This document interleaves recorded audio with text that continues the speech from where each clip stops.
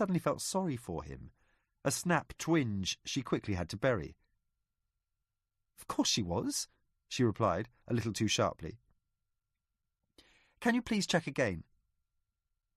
The registrar nodded, turned back to his computer, shaking his head. "We don't seem to have any records for a Grace Okello." He turned back to Geneva, his face a mess of confusion. "I'm sorry. The system's normally airtight." He saw Geneva's expression and blushed. "But I can check the basement. Even if somehow it got deleted from the server, the original documents will be stored there." Geneva flashed him her best smile. "I'd be extremely grateful." The man shuffled off, taking one last look at her breasts, promising he'd be back within 5 minutes. Geneva sat back down in the chair, trying to understand what this could mean. Had someone expunged Grace's records, or was it only a technical glitch? She was jolted out of her thoughts by the vibration of her phone. She picked it up, hoping it was Carrigan, but the voice on the other end was the last person she'd expected. "Hello, Geneva?" Her hand tightened against the phone. She swallowed, but her mouth was desert dry. "Oliver." "Been trying to get hold of you," her soon-to-be ex-husband replied. The voice that had once sent her body into shuddering delight now made her feel like something was crawling up her arm. "Wanted to have a chat. No lawyers, none of that. Just you and me. Like old times." She stared at the dirty wooden floor, the tips of her shoes. "That's not going to happen, Oliver, you know that." She heard him breathing on the other end of the phone, a silent, measured pulse that made her want to scream. "What did you want?" "Saw you on the telly this morning. You look good. It's nice to know you're doing well." "Oliver, the only thing I want from you is to tell me you've signed the papers." "That's what I'm calling about. We need to talk," he answered, his voice now steely. "About the house." "What's there to talk about?" She saw people in the office looking at her, realised she had been raising her voice. "The lawyers agreed a 50-50 split. You agreed." "I've changed my mind," Oliver replied. "My lawyer looked at it and reckons that because I paid the deposit, your contributions only amount to rent and the house is legally mine." Suddenly, the room was spinning, her eyes watering, the registrar coughing and trying to get her attention. She was about to say something to Oliver, but there was nothing she could say. She snapped the phone shut and went up to the desk. "No mobiles in here." The registrar was pointing to a sign behind her. "Police business," she replied curtly. "Did you find anything?"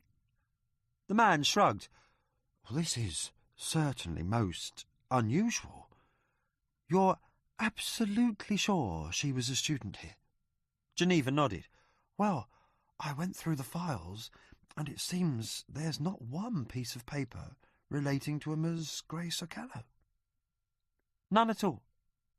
Geneva stared at him, not having expected this. "How could that happen?" The registrar shook his head. "If it was just the computer, it could be a glitch. But the computer and paper files, I'm going to have to go to the dean with this. It's highly irregular." Damn right, Geneva thought as she made her way to the library. Why would anyone want Grace's records to disappear? She thought about the man in the photo, Grace's source.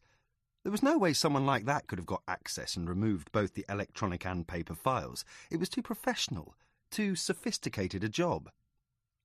Which made her think about Carrigan's speculations last night, the strange suited men she'd seen in Branch's office at the weekend, the name Ngomo echoing through every nook and cranny of this investigation. She needed to know more about General Ngomo if she was to understand this case. Carrigan was beginning to see her side of the story. The involvement of the Ugandan embassy, Branch's adamant denials, the missing records from the university. It all pointed to something more complex than a random sex murder, and she knew she needed to immerse herself in whatever she could find out about this man, as a hunter must study his prey. The books, monographs and archived periodicals arrived. The librarian passed them to her, his glasses so thick she could see her reflection twice in them. He made no comment, just handed over the material. Torture and guerrilla warfare no different to him than worker relations in pre-industrial Britain or the taxonomy of tropical butterflies. She thanked him and carried her precious bundle to a table, this weight in her hands holding so many lives and deaths.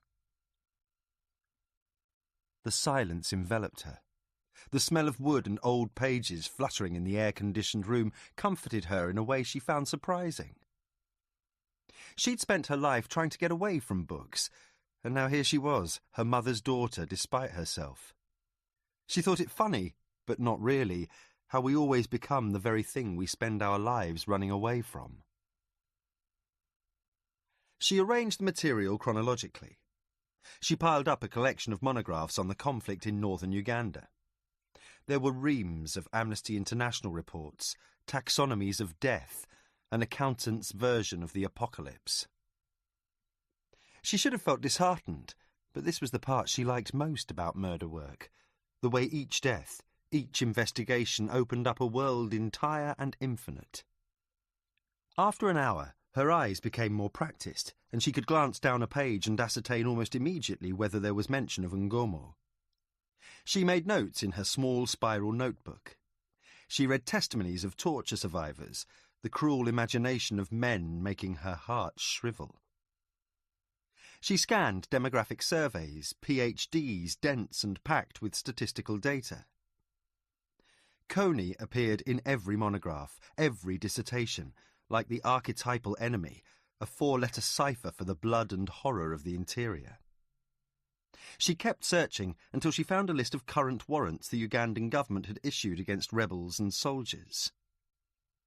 The main charge against Ngomo was for the murder of the aid workers, the video that had been passed from hand to hand, TV station to TV station, as everyone watched 4 young girls crash against the end of their lives. There was a lesson there. You could kill as many Africans as you wanted, but kill a white woman and your name hits the top of the list.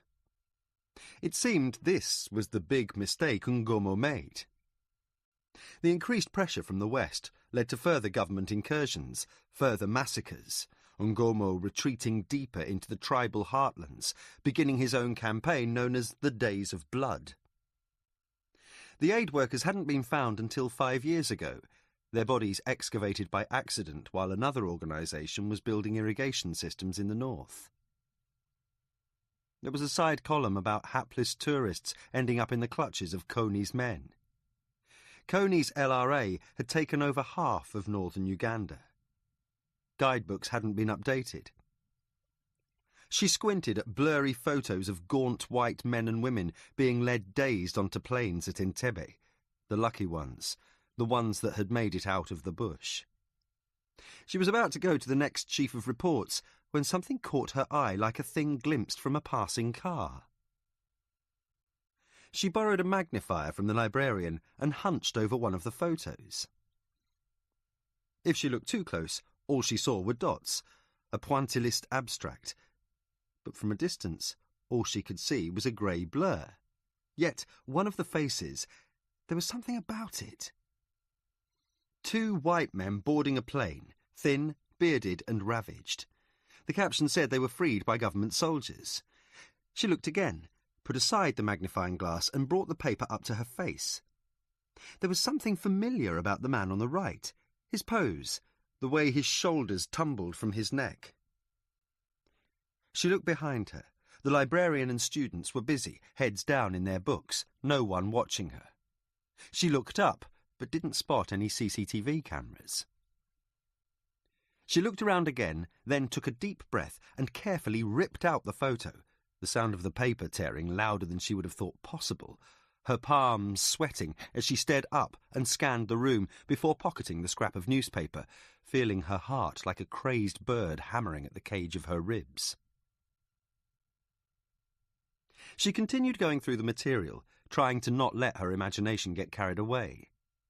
In a newspaper article from 2004, she read about Ngomo's disappearance. The Ugandan government must have been sure of his death. The warrant against him was rescinded that year. There were sightings of him in Zurich and Paris, rumours of political asylum in the UK, the same story Lee had heard. She wondered how such a man could slip through so many nets, but it happened all the time. Look at Karadzic, all those years practising alternative healing, his beard and face grown long, riding the Belgrade transport system unnoticed, unknown. Did he feel a withering as he rode those anonymous buses? This man who had commanded armies and battalions, who had overseen camps of such bewildering brutality. Did he sit on the bus and see his life shrunk to nothing? Perhaps he even wanted to be caught, his face back in the headlines, his crimes once again news. It made her think of Milton. Was it better to be a slave in heaven or to rule in hell?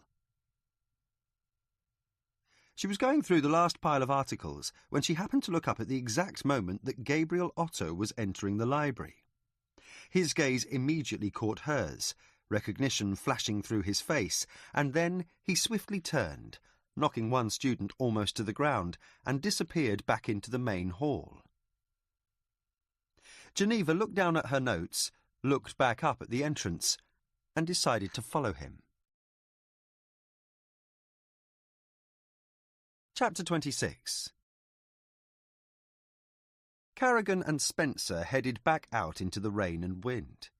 Darkness had settled on the market while they'd been inside the pub, and now it seemed as if the road were a theatre and a whole new troupe of actors had come in to replace the day shift. Gone were the traders and old ladies with their tartan shopping trolleys. Gone the housewives and art students, families and schoolgirls. In their place, young men stood on corners, strutting and pounding their stuff. People walked faster, their heads bowed, avoided all contact and huddled into the relative safety of buses or pubs, looking like civilians caught out by an unexpected curfew.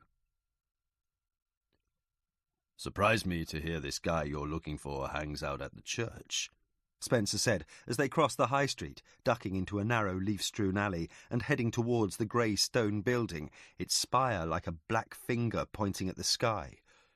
"It's one of the few places we have no trouble with." With a name like the Church of the Blood of the Redemption. Carrigan's shoulder and back burned with pain, and his breath was short and laboured. Spencer laughed. "More of a social mission than church these days. They emphasize the redemption part over the blood." They passed by back gardens strewn with old furniture, discarded toys and broken bicycles.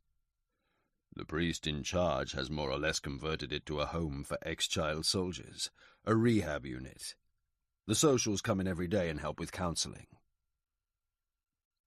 The door to the church was opened by the priest himself. Father Piper looked as if he'd just been woken from a 10-day nightmare. The old man's eyes seemed desiccated, squinched into the hollows of his eye sockets.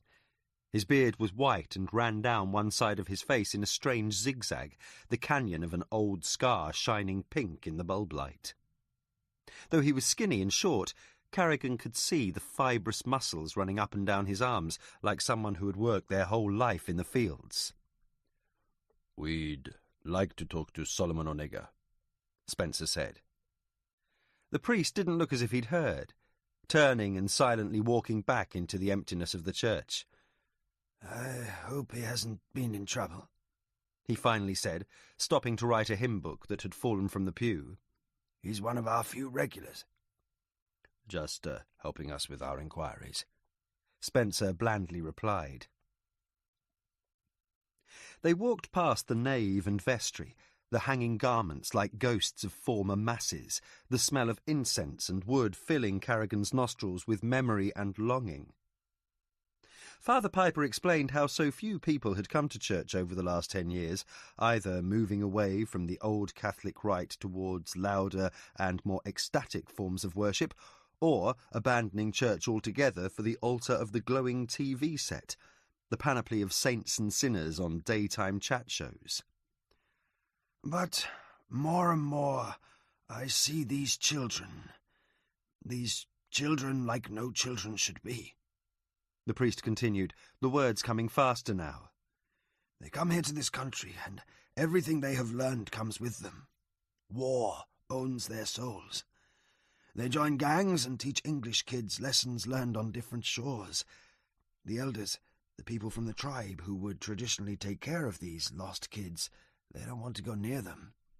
They remember the nighttime raids, the blood and suffering, the laughter of small children.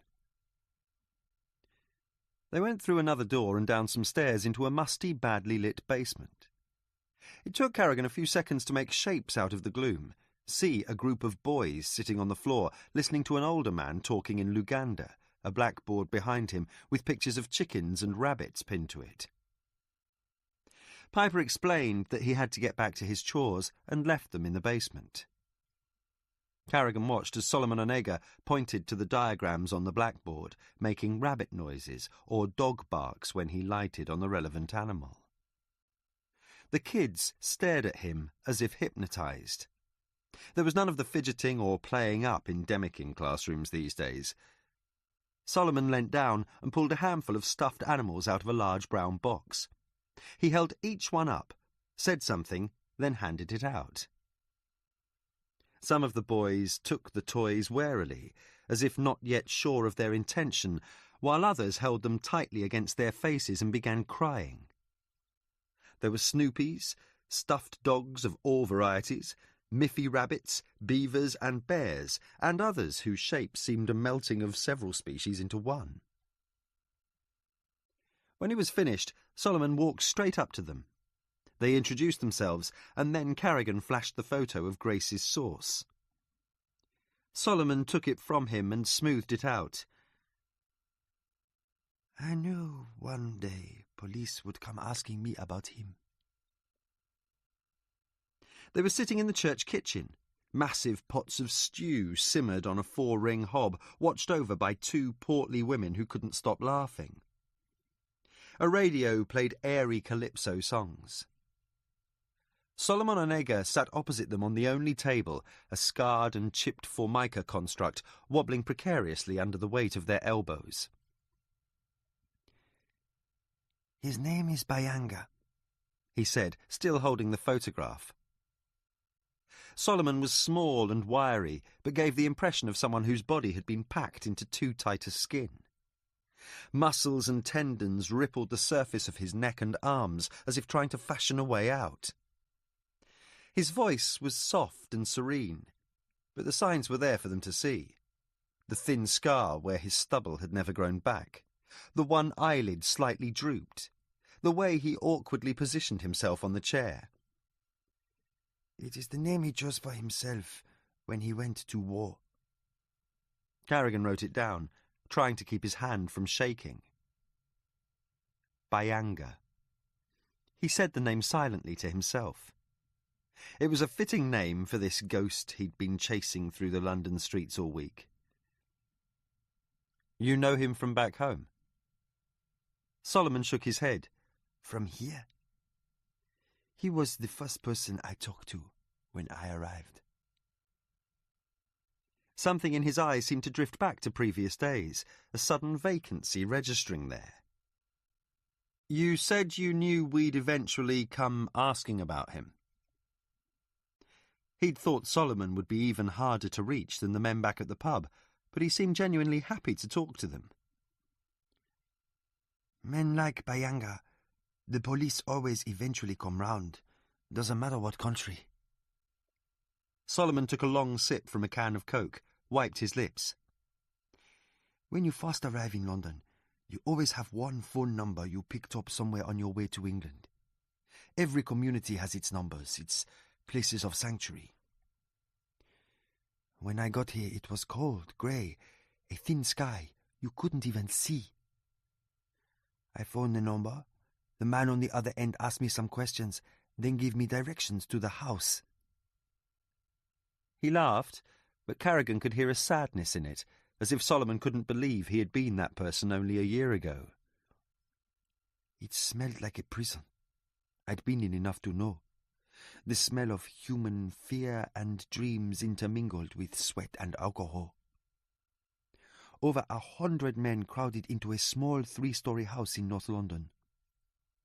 Everyone called it the Village, but it was an ironic name, for it was as far from the feeling of a village, a community, as you could get and still be under one roof. You never knew how many people lived there. Everyone was in and out, some working nights, coming in tired and bitter in the morning, others setting off as dawn broke, heading for the first trains, jobs sweeping and mopping up before the white workers got there. I was shown to a room on the 2nd floor. There were several men lying on sheets of cardboard. It was hard to tell how many. They lay stacked, arms and legs intertwined, pressed against the corners where there was more heat. Bayanga was the only one who acknowledged my entrance. He held out his hand and welcomed me. He pointed to a filthy piece of cardboard, oil-smeared and ripped at the edges, which lay in one corner of the room. "That's my bed," he said, "but you can use it while I am at work." I was so tired that first morning, so overwhelmed by this city that seemed so strange. I just thanked him, moved over to the corner, and fell asleep. Spencer leant across the table. Who else lived in the village? Men like me, like Bayanga. Many with missing fingers, limps, the constant dream of blood. Solomon abruptly looked up and seemed to be scanning their faces for something. You think we are so different from you, but the line that divides us is very thin. Let your policemen go on strike. Let your CCTV cameras malfunction. How long do you think it would take for London to turn into Nairobi or Lagos? He sat back and watched the two detectives. The measure of a man is what he does when no one's looking, when the only law is the one in his own heart. You people always talk about wanting to know yourselves, but if we could truly read our own hearts, we would run away in abject horror at what we had seen. Solomon finished his Coke and wiped his lips, then lit a cigarette. So yes, every night there were fights.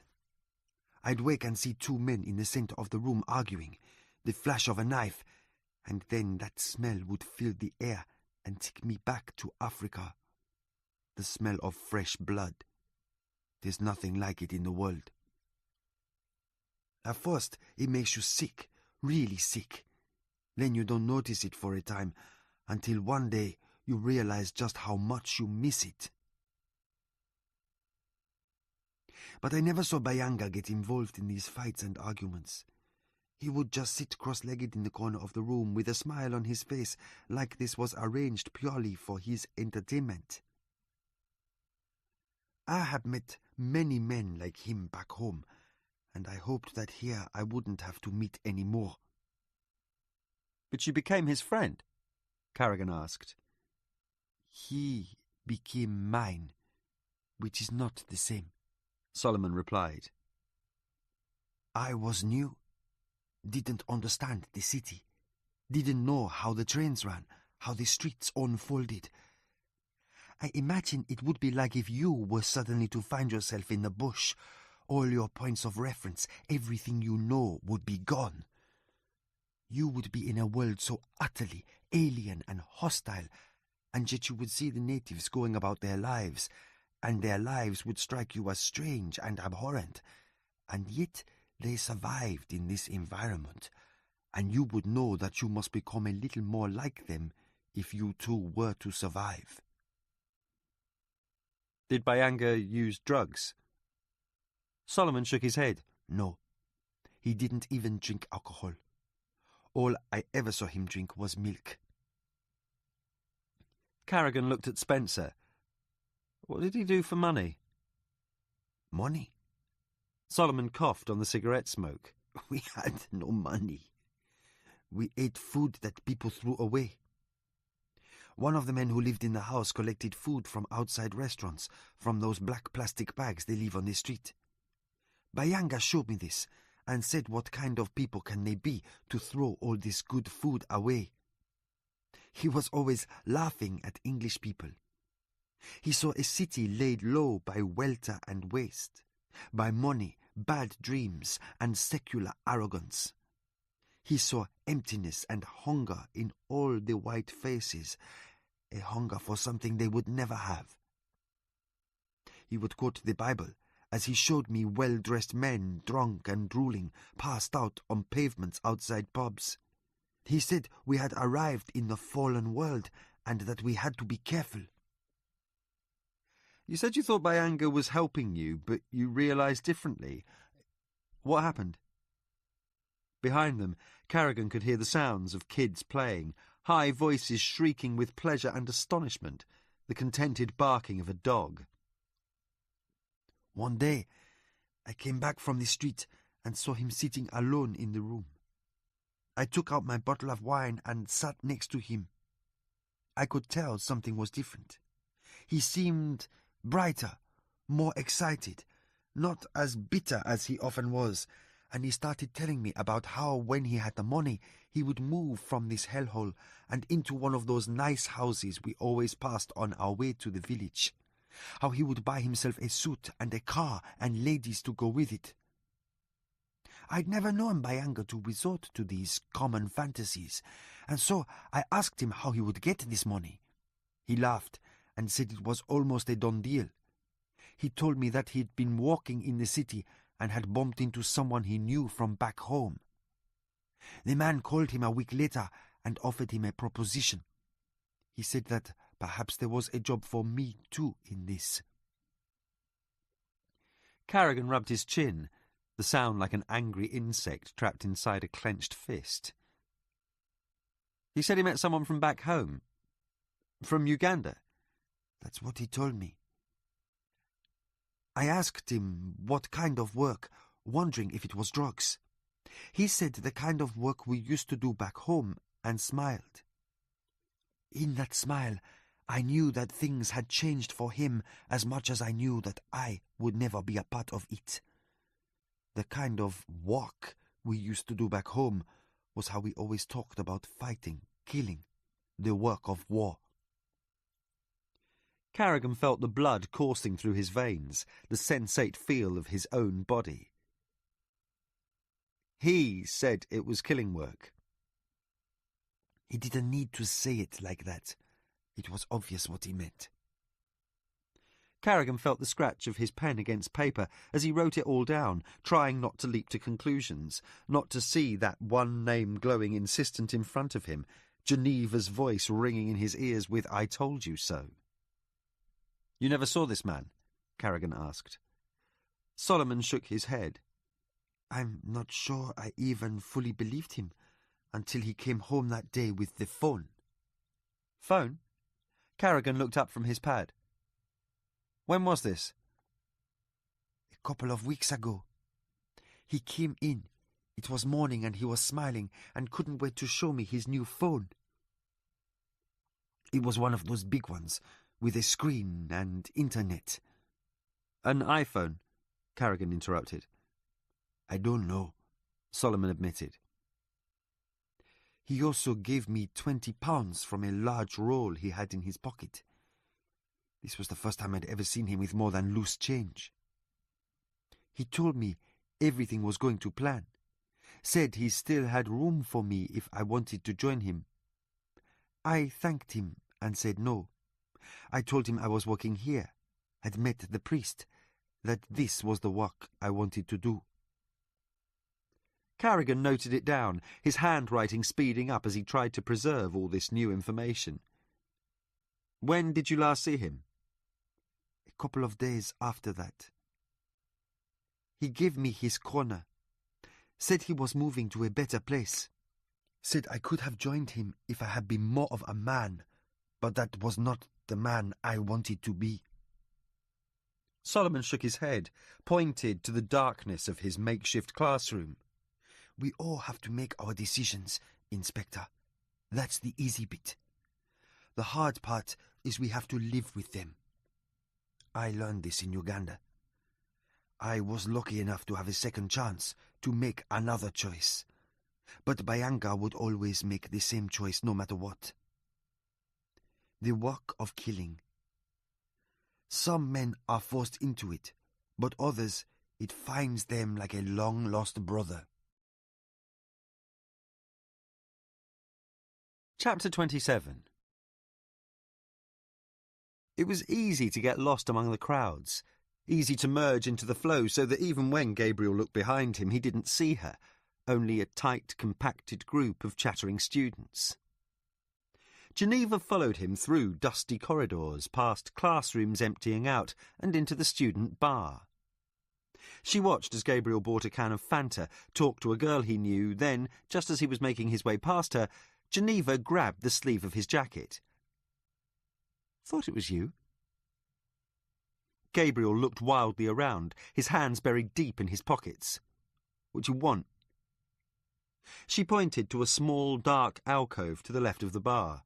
Gabriel looked behind him once, then followed her to a black table, its surface sticky with spilt drinks. "Lucky for me, huh?" she said as he opened his Fanta. "Had a few questions for you. Save you a trip to the station." His eyes flared for a moment, then dimmed back into their sockets. "Don't worry, Gabriel. Anyone sees you with me, they'll think you're just chatting up another white girl." His fingers danced around the edge of the can, but the fear didn't leave his eyes. "I have a lecture to get to." "Glad you're such a conscientious student," she smiled. "And as you're so eager to get back to class, I'm sure you'll answer my questions quickly." Gabriel looked around him, but there was only a blur of people drinking, shouting into each other's ears over the din of music, the clatter of empty glasses. "I had nothing to do with Grace's death." "Wasn't what I was going to ask you." She laid her hands flat on the table, remembering how Gabriel had stared at them during the interview. "Instead, why don't you tell me about General Ngomo?" He didn't say anything, kept his head down, his fingers circling the top of the can so fast he cut himself, a thin whistle of air escaping his lips, and a single drop of blood flowering on his thumb. "I know you recognized him." "So? He's a famous figure back home. Everyone recognizes him." His voice had reverted to its earlier petulance, and Geneva knew she was halfway there. "I'm sure they do, but I think you know what I'm talking about." She stared at Gabriel, saw him trying to feign nonchalance, but his muscles twitched and jumped as if an electric current was being run through them. "We know all about him," she continued. "We know who he is and what he did to Grace." Gabriel's head snapped up, his eyes showing a certain amusement. "You have no idea." "Oh, I think we do. And I don't think it'll be too long before we find him." Gabriel tried looking everywhere but across the table. Geneva could feel the tension in his bearing, the way he was struggling to hold himself together. "Think about that, Gabriel," she continued, trying not to enjoy this too much. "We know Ngomo killed Grace because she was writing an exposé of his deeds. He ripped out her heart. That's his signature after all, isn't it? My boss, he's not sure who told Ngomo what Grace was writing about, how he found out. But I think you and me, we both know the answer to that." Gabriel's eyes blinked rapidly, his skin turning grey. "Bullshit!" He stood up so fast the can went flying across the table. Geneva watched as he glared at her, shook his head, and headed off back into the main building. She should have gone home. She should be unpacking boxes, calling her mother, her divorce lawyer, studying the case file. But instead, she found herself following Gabriel through the twisting corridors of the university, wondering why he seemed so much more scared today than when he'd been under arrest for murder. He didn't look back once. He walked straight past the lecture theatres and empty classrooms and out into the drizzled daylight. Geneva huddled next to a group of students by the stairs, camouflaged among the bright puffers and woolly hats, and watched Gabriel heading down Great Russell Street. She was about to turn back and go home when she saw him take out his mobile phone, start punching in a number, then stop, look around, and put the phone back in his pocket. He crossed the street and entered a public phone box. She watched him from the other side of the road, protected from view by the bus shelter and a huddle of people waiting in the rain. He lit a cigarette as he waited for his call to be answered. His face looked grim and solemn when he spoke. She couldn't hear what he was saying, but there was no need. His body language was as expressive as someone signing to the deaf. Gabriel shook one hand in the air, then banged the phone back down into the cradle. It bounced off and crashed against the glass as he exited the booth and headed for the tube. She crossed the road and followed him into the station. Every hair on her arm stood up as she saw him take the lift to the platform. She leapt down the stairs 3 at a time, glad she wasn't wearing her heels. She reached the platform just in time to see him slip into one of the far carriages of a waiting train.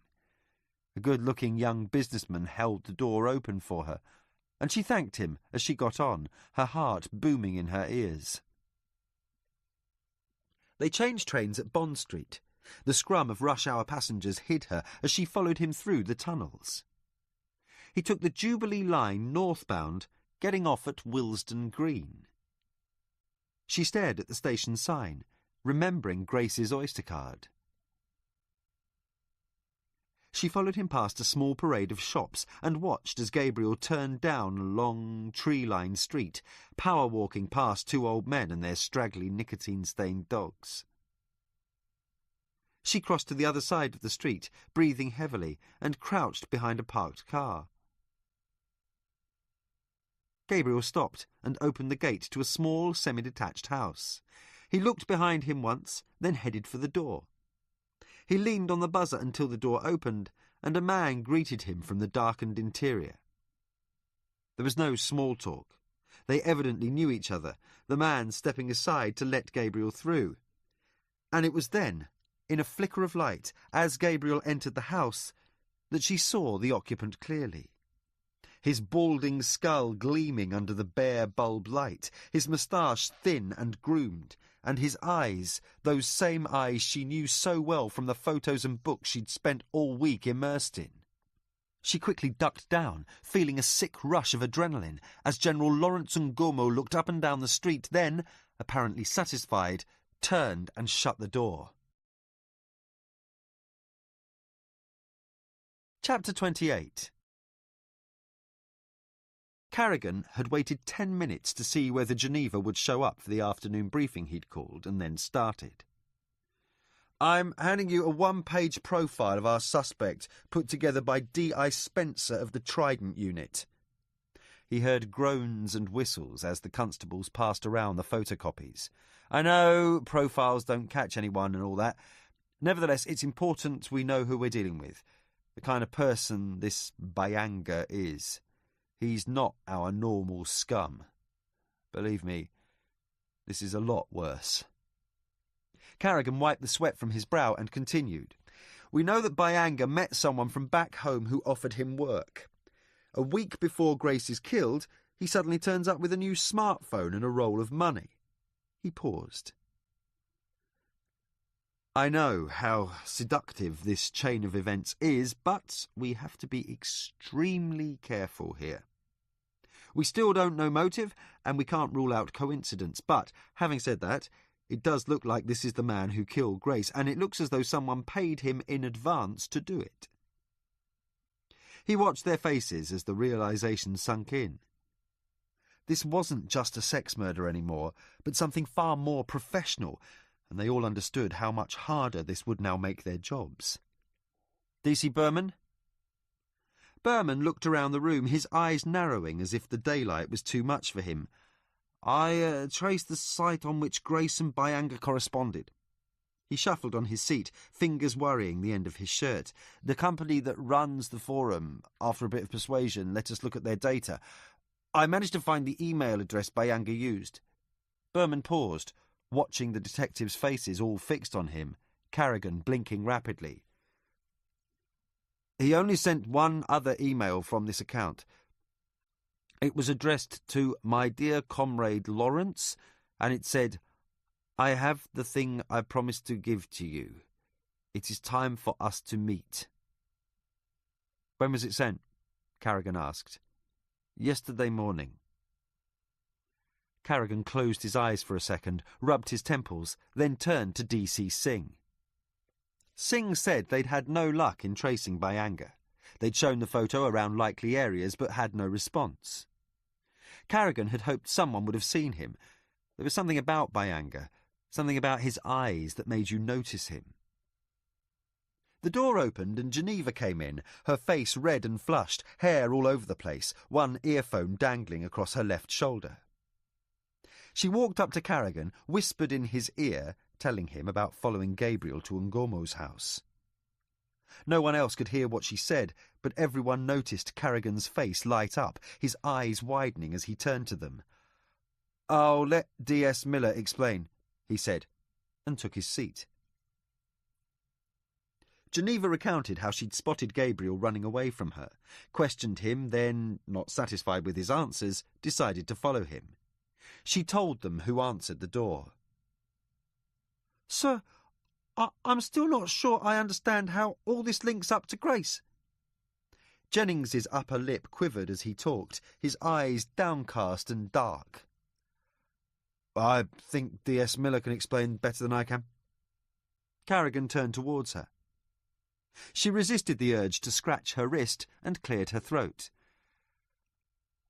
Grace was writing her thesis about General Lawrence Ngomo, a thesis which basically amounted to an exposé of his many war crimes. She was particularly interested in the 1990 murder of 4 British aid workers. I believe Ngomo got wind of this, realised it would upset the new life he created for himself in London, and hired or asked Byanga, one of his former soldiers, to kill Grace and get rid of the evidence.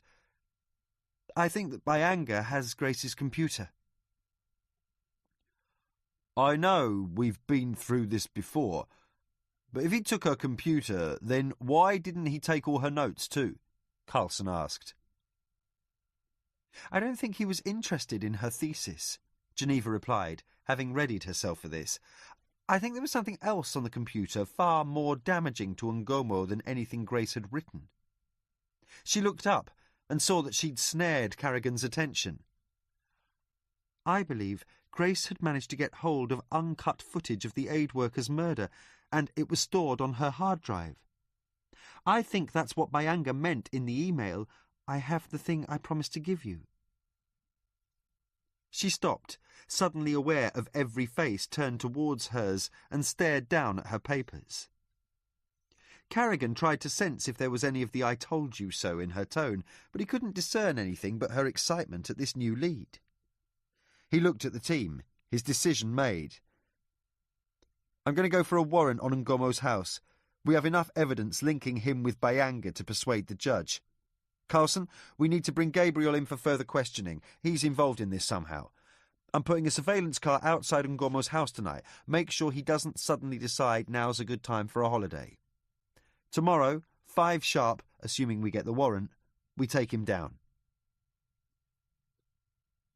He sat in the car and watched the river sway and shimmer against the sun's dying rays as he ate a cereal bar, crumbs and raisins raining down on his beard and jacket.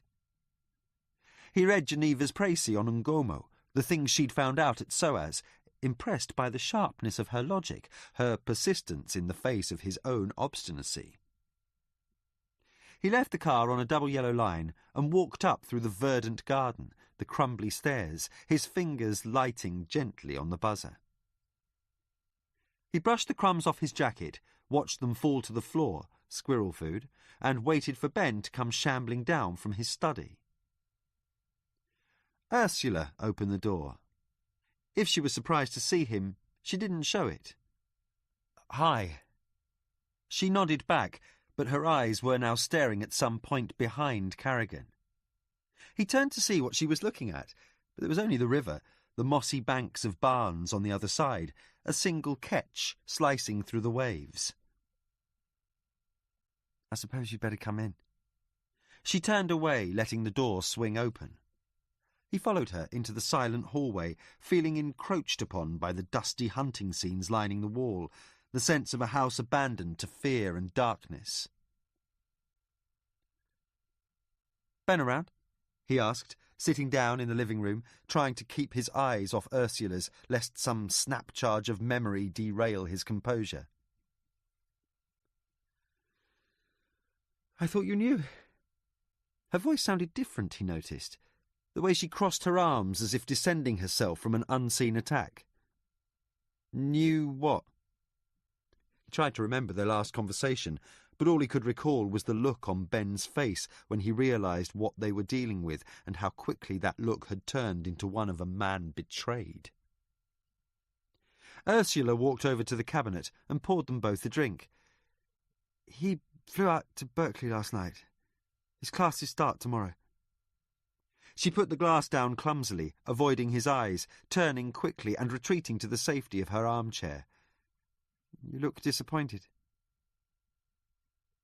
He shuffled in the seat and looked at the photos on the mantelpiece. "I was hoping he'd help me with something." Ursula's face narrowed, the lips pulling in against each other, her skin whiter than ever. "I'm surprised at your audacity. I really am." She took a sip of scotch, her hand trembling the glass. "After what you've done to us."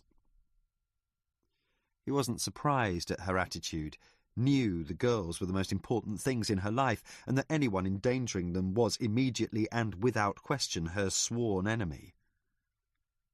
"I'm sorry." He realised how useless the apology sounded the moment it left his mouth. He was good at dealing with grieving families, distraught spouses, but in front of people he knew he could never do it, never achieve the necessary mix of compassion and dissemblance. "He left you alone?" She shifted in the chair, her legs emerging from under the folds of her skirt. "Is that an accusation?" "No," he replied. "I'm just surprised, that's all." "Because you would never have done such a thing, hey?" She crossed her legs, and he tried not to look. "He had to go, Jack. You know that. It's his job. If there's one thing I'm sure you understand, it's the importance of doing your job." He looked down at his shoes, cheap and scuffed, bought for efficiency rather than style. "The girls?" He caught it briefly before she turned away. "They're staying with my sister until this thing—" "It's okay to be scared," he said. She leant forward, propping elbows on knees, her hair covering her face, and for a second she looked decades younger, and all the years and bodies were erased, leaving only the two of them sitting in some student cafe away from the harsh blur of textbooks and blackboards. "Will this man come back?" She said it so quickly he almost missed it. He tried to bridge the distance between them, knowing it was impossible, that the roads they'd taken had led them further apart than either would have thought possible. "No," he lied. "I don't think so. We're getting closer to him now. I don't think he'll take any stupid risks again." "You don't think?" Her words, laced in sarcasm, made her mouth seem ugly. He hadn't realised she'd been so afraid. "Who is he?" She stared out the window at the grey sky and wheeling somersault of birds. He told her what he could, by Anger's name, Spencer's profile, some of what Solomon had told them. "I've seen someone outside the house," she said, her blood-red nails tapping against the table. "A couple of times now. Just standing there, looking up at the windows." "Was he—" Ursula nodded. "Yes, he was black. disappointment in her face and a brief flash of something else, panic or dread he didn't know.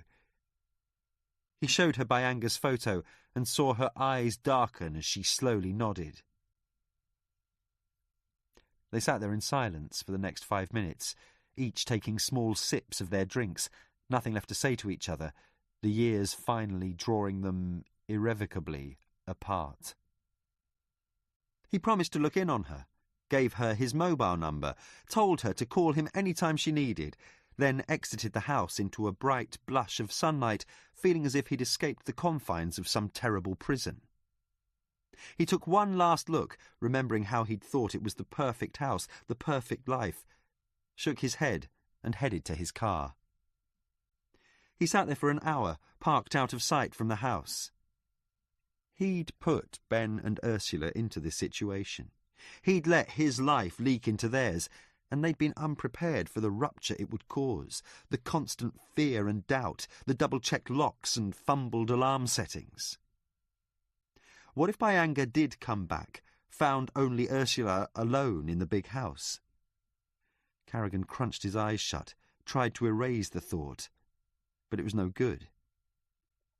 It didn't take him long to decide. He dialed the station and was put through to the surveillance car outside Ngomo's house. They reported nothing. No movement, no visitors. He held the phone in his hand and thought about it again, then spoke before he could change his mind. "I need you somewhere else." Chapter 29. Ngomo's house was in one of a series of terraces backing onto the railway embankment, and each time a train thundered past, the windows shook in their frames as if convulsed by an inner weather. "That's it." Geneva's voice floated through the rain and traffic din as Carrigan stared at the properties, wondering if the residents had got used to the regular shake and rumble of the passing trains, or whether they bit down, ground their teeth, and locked their jaws every time it came. But most of all, he was thinking about Ngomo. From Lord of the Bush to this. From enormous skies and unfenced miles to this small 3-bedroom house, the railway tracks, his new sky, the identical houses across the street, his vista. Behind them, the constables were getting ready out of sight, finishing their teas, stubbing out cigarettes. He'd driven over to the judges after the surveillance car had arrived at Ursula's house the previous night. The warrant sat in his pocket as he stared at the curtained windows, the trashed front garden, the broken roof tiles shimmering in the harsh sunlight. No one answered the buzzer. Carrigan let his finger rest on it, hearing the muted echo fade into silence. One of the uniforms walked up the drive, a ram firmly in his hands. He gave Carrigan a smile as he lifted the device and thrust it through the door, splintering it open. Carrigan pushed the door ajar, stepped inside, stood still. He felt nothing. No sense of someone being in the house, that coiled tension in the air he always dreaded. He turned and motioned to Geneva, told the uniforms to stay outside, monitor front and back exits. He cautiously entered the hallway. A small table held a phone and a leather address book. There were no decorations on the walls, just a rack with 2 coats and an old-fashioned trilby. 2 doors led into the front and back rooms. A staircase rose steeply in front of him. He stood looking at the doors, then the stairs, wondering which to try first. He could hear Geneva breathing behind him, short, urgent swallows. He was reaching for the living room door when the house started to shake. A booming detonation exploded above them like 1,000 footsteps dancing on a wooden floor. He felt the doorknob tremble in his hand, the floorboards shuddering beneath his feet. And then it was over. At least until the next tube train thundered past. He wiped his hand on his shirt, wishing he brought some water, something to get rid of the horrible taste in his mouth, then reached for the door. He could sense Geneva's impatience, like something trying to burst out of her skin. He let the door swing open, waited, heard nothing, and entered the room. He blinked, but he knew it wouldn't change what lay before him. What? What is it? He watched her come in, her gaze immediately directed towards the recliner chair in the middle of the room, her eyes widening, then something worse, the very same thing drowning his stomach like acid, the knowledge that they'd got here too late, or that they'd got it all wrong. General Ngomo was sitting in his brown recliner. He was facing the TV and wearing a bathrobe, but he wasn't watching anything. His eyes stared out of their sockets, his hands were bound to the armrests by makeshift ties, and his feet were pocked and bloody. But it was his neck that Carrigan and Geneva couldn't keep their eyes off. It looked like his neck was pregnant, or like a python that had dislocated its jaw in order to swallow a much larger prey. The skin around the swelling was purpling, yellow and brown flecks circling it like tiny planets. Ngomo's neck veins stood out in stark relief like a Renaissance sculpture's, his mouth half open, not in a scream, but in a last reach for unattainable air. Carrigan turned and saw Geneva staring up at the ceiling. "Did you hear something?" She met his eyes. "I don't know. Maybe." "Call the Soccos, report the body, don't let the uniforms fuck up the crime scene. I'll go check." She started to object, but he'd turned and was already up the stairs. She looked at Ngomo, wanting to tear his eyes out, those stupid, staring eyes, for being dead, for not being able to tell them what happened, why he killed Grace. And then she stopped herself, tried to focus on the scene. What was there? Physical evidence, and not think about what this spelt for the case. The stairs creaked under Carrigan like loose-lipped neighbours. He stopped and waited for the next train to scrape and scream across the rails, and he took them two at a time, making it to the top at the same instant as the noise faded into the distance. He stopped and waited, but, as downstairs, there was no movement. Ngomo had been dead for over an hour, the coagulated blood along his wrists and mouth attesting to this, but, judging from his body temperature, he hadn't been dead for that much longer, which meant Bayanga could still be in the house. The sensible move would have been to flee straight after the murder, but, as they were quickly realising, nothing about Bayanga was within the definition of sensible. There were 3 doors leading from the landing, 2 bedrooms and a bathroom. The carpet was worn and revealed a cross-hatched underlay that looked like diseased skin in the pale light. The first bedroom was empty. The sheets were still rumpled and creviced from a night's worth of bad dreams. The windows were fogged with small beads of condensation, each mirroring the room entire. Carrigan took a deep breath of the stale air, the smell of old men and restless nights, the same the world over, and tried the bathroom. It was a narrow room, only 3 feet wide, with a brown ceramic bowl at the end. Toilet rolls lay scattered and unfurled on the cistern lid. The room was clean, but there was no allowance of comfort to it. No rug or splash of colour, nor even a toilet seat. The floor was bare wood boards, unvarnished and unsanded, the only window too high to reach. He heard Geneva talking on the radio downstairs as he crossed the empty landing towards the second bedroom. He expected to find it as stripped and utilitarian as the other rooms, but he was wrong. The room didn't look as though it belonged to this house, not to the austere, monkish ambience of the other rooms, but to some other place, a place that would be called home, where you'd return from your day to the smile of your wife, the small hands of your children. Carrigan closed the door behind him.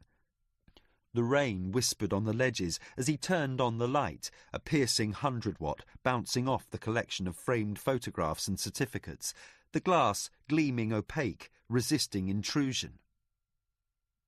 At first, he could see only his own reflection, and then, as he stepped closer, he saw the face in each of the photos, the name on the certificates, and hung his head. Geneva heard the sirens as they approached, the frenetic stutter of their piercing whine cutting through the rain and inner beat of her blood flow. She called up to see if Carrigan was all right, but his answer sounded muted, as if he was somewhere else, his voice only a shaky transmission. She was about to climb the stairs when she saw him, ashen, coming down the hall, shaking his head. The sirens whooped to a stop before she could ask him anything. The heavy clop of massed footsteps sounded outside. The interior of the house was suddenly bathed in swirling blue neon. Carrigan's face flashing at the top of the stairs. Quick! She looked behind her, saw the cars and men gathering outside, and set off up the stairs. The Sockos entered the house as Carrigan showed her into the second bedroom. They heard the unmistakable bellow of Branch's voice reverberating through the floor, and then a train came rushing through and blotted everything out. Everything but the room. She stood there and stared, and didn't say anything. He let her take it in, remembering his own sense of dislocation and shock when he'd understood what this meant. He watched the same realization rip through her body, the muscles in her shoulders and back tensing, drawing her into herself, her head turning, not knowing where to look or quite what she was looking at. What the Jesus fucking hell is going on here? Carrigan turned to see Branch, red-faced, tie askew, spittle flying from his lips. What the fuck is that down there? That was General Lawrence Ngomo. He watched Branch take this in, his eyes shrinking into small, dark pools. The man we suspected was behind the murder of Grace Okello. Is he fucking suspected of his own murder too? Branch pushed past Carrigan and entered the room. He stopped and surveyed the photos on the wall. Jesus Christ! It just gets better! He looked at Carrigan, then at Geneva, as if he wasn't sure which one was more to blame. So, tell me this hasn't just got 1,000,000 times more screwed up than it already was? Geneva began to say something, but Branch interrupted. That was a rhetorical question, Miller. Any idiot can see that you've got another dead bloody African, and what the fuck is that in his throat? Don't tell me he choked trying to swallow his fucking dinner. Branch snapped his head towards Carrigan. Are you fucking listening? But Carrigan was lost in the wall of photos, in how wrong they'd been, how totally and utterly wrong, and how stupid they were for not having seen it, especially when the video clip had made it so clear. He cursed himself for not having listened hard enough. What is it with you two? Branch looked from Carrigan to Geneva and back. And what the fuck is up with all this? He gestured around the room. Some sort of stalker's shrine? Carrigan sensed that neither he nor Geneva wanted to put it into words. Once spoken, there would be no room for anything else. He turned to Branch. We thought Ngomo had hired Bayanga to kill Grace, but we were wrong. He pointed to the photos and graduation degrees, the honours and swimming trophies, the encased preservation of this museum room. Ngomo wasn't Grace's killer. He was her father. Part 3. Back then. He hadn't thought it would be possible to feel this cold in Africa, but once again he was wrong.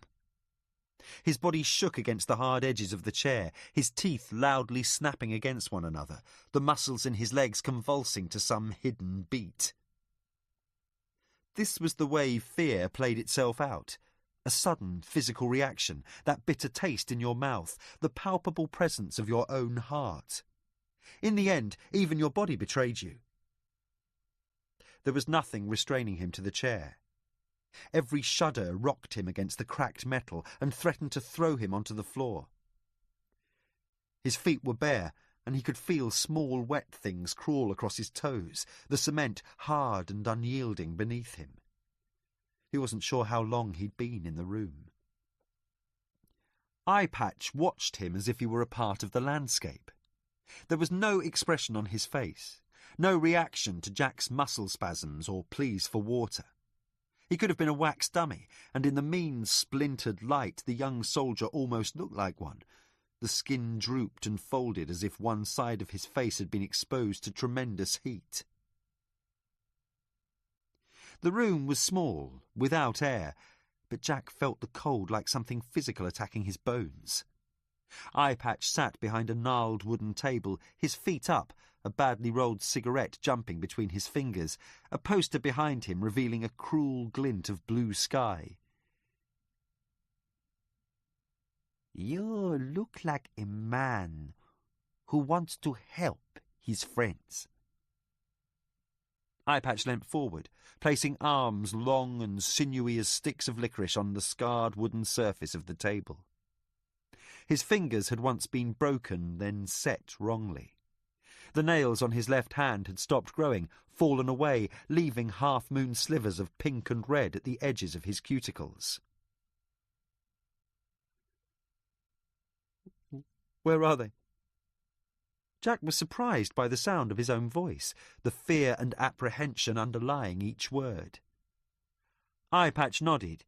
"They are not very far from here," he told him, his voice slow and measured, as if searching for each word and its definition one at a time. "But what will happen to them is in your hands." The sentence hung in the air like the rancid smoke of the soldier's cigarette. Jack swiveled his head, fighting the instant explosion of nausea in his stomach. But there was nothing but the room, the soldier, and him. "You want some water? A cigarette?" He smiled, revealing a set of crooked teeth, splayed and misaligned, as if not meant for that particular mouth. Jack nodded and watched as Eye Patch went over to a small sink, the tap constantly dripping, and filled a glass with brown water. He handed it to him, his fingers touching Jack's skin, making him recoil and nearly drop the glass. He drank it down in one go. It tasted strange, metallic and bitter. "Good," Eye Patch said. "A man needs water like he needs the truth." Jack wasn't sure what he meant, but he nodded anyway, hoping for a refill. "Without one, a man becomes an enemy of his own body," Eye Patch solemnly continued. "Without the other, he becomes an enemy of his own soul." He took the glass, got up, turning his back on Jack, and headed for the sink. Jack frantically looked around. The only door was to the right of the table. He could see through the half-inch gap the dark outlines of two teenagers standing guard. There were no windows or other doors. He thought about escape, but only for a second. Even if he were fast enough to creep up on Eye Patch, what would he do then? Try to bargain Eye Patch's life for Ben's and David's? He ground his bare feet into the floor, felt the sharp sting of the concrete, the soft crush of an insect below his left heel. "Now," Eye Patch said, returning to the table and handing Jack the glass. "It is time for you to decide if you want to help your friends or not." Jack gulped at the water as he considered the few options available to him. "You are good friends, no?" He put down the empty glass and nodded. "It is important, you know. Most men go through life and they have friends, but they are not friends, not real friends. You do not know if friends are really friends until you have something to lose." Jack was trying to keep up with the soldier's logic, but, like everything else, in the last few days it made as much sense as a rabbit speaking Chinese.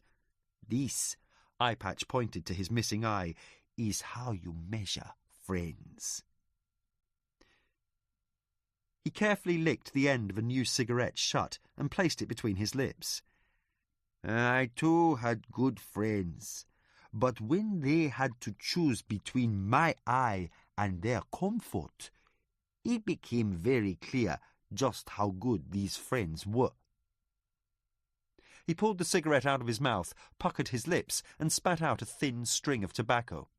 But it is better a man learns this sooner rather than later. Don't you agree? Jack wasn't sure what he was agreeing to, but he nodded anyway. You have been friends for a long time?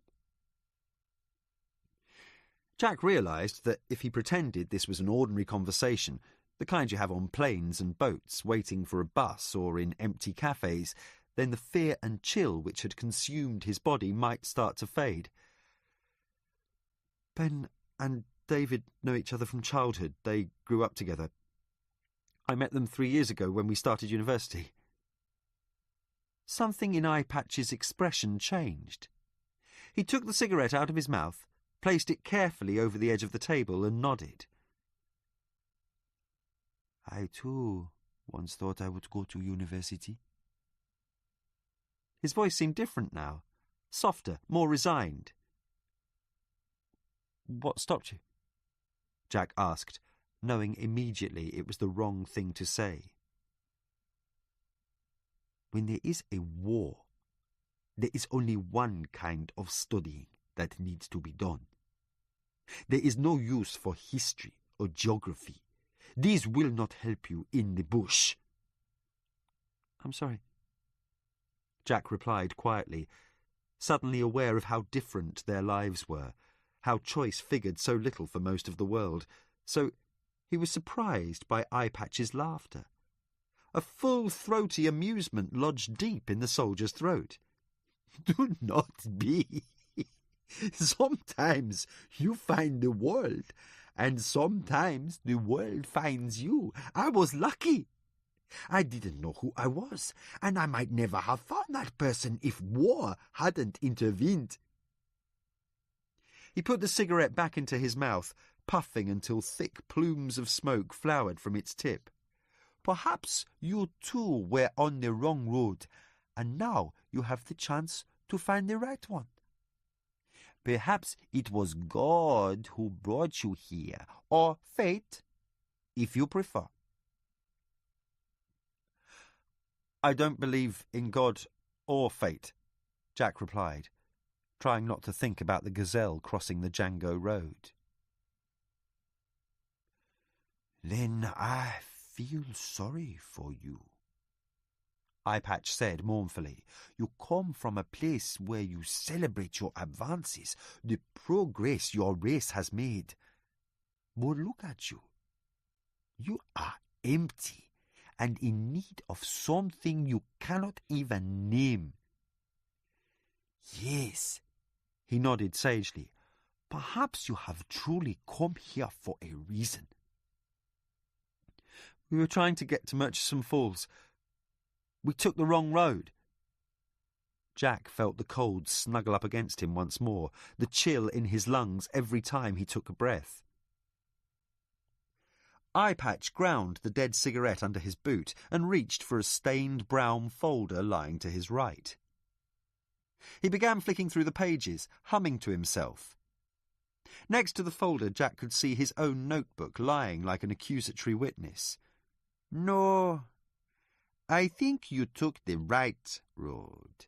The road you were always meant to take. Eye Patch put the folder down and stared up at Jack. What would you have done if none of this had happened? If you'd boarded your flight back to London? Jack wasn't sure what he meant, but he knew that the longer they talked, the longer it would be until the other things, the things that weren't talking. We'd just graduated. We were going to find jobs. He stared down at his bare feet. London seemed like something from another lifetime.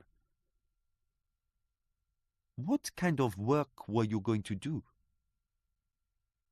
He wasn't sure if Eye Patch was genuinely interested or whether this was all just a part of his interrogation technique. I told you I'm a musician. And your friends? Ben's going to be a lawyer and David's entering the seminary in September. It seems you have your whole lives planned out in front of you. Jack was about to say something, but this time managed to keep his mouth shut. Then why? Eyepatch turned and picked up the notebook. With all this future ahead of you, would you involve yourself in spying against Uganda? His tone hadn't changed, nor had his facial expression, but the words came out like hard shards of glass. I wasn't spying, Jack protested. I write songs in there. Eyepatch flicked through the pages again.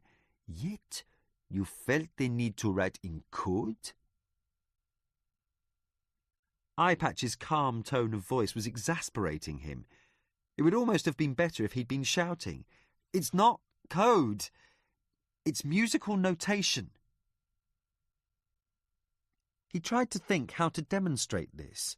The steady progression of notes and staves, bass clefs and crotchets. But looking at the walls of this abandoned schoolroom, he knew that Eyepatch had never seen sheet music before. Look, Jack said, leaning forward, gesturing for the notebook. Eyepatch slid it across the table. Jack picked it up, flicked it open, staring at the jumble of his own script. It was hard enough for him to decipher it. He laid the notebook flat on the table, placed his finger at the start of a bar of music, and hummed as he traced the notes lifting and falling. It's musical notation. For a song. I write songs. He hummed the melody he'd written 3 days previously in Kampala. Eyepatch showed no expression, but let Jack finish the song. I see, he said, when Jack had passed the notebook back. But you too must see my problem. He leant back in the chair and folded his arms across his chest. As I said before, if this were true, you would be saying it. But if you were a spy and this was code, you would be saying the same thing. You see my problem now. How can I tell when the liar and the honest man say the same thing? I'm not lying, Jack shouted. Prove it. What? Sing. Sing for me your songs. Then I will decide if you are a singer like you claim. Jack closed his eyes and dry swallowed. His heart felt like something alien to his body, too large and too fast, a thing made for a much larger receptacle. His voice cracked on the first note, the words shearing away into silence and coughing. He tried again, focusing on the blue sky of the poster behind Eyepatch, wondering what the rest of the picture held. He sang quietly in his chair, the first side of his soon-to-be-released album, then the second. Eyepatch remained silent and still, occasionally nodding his head, which Jack took to mean he was starting to believe him.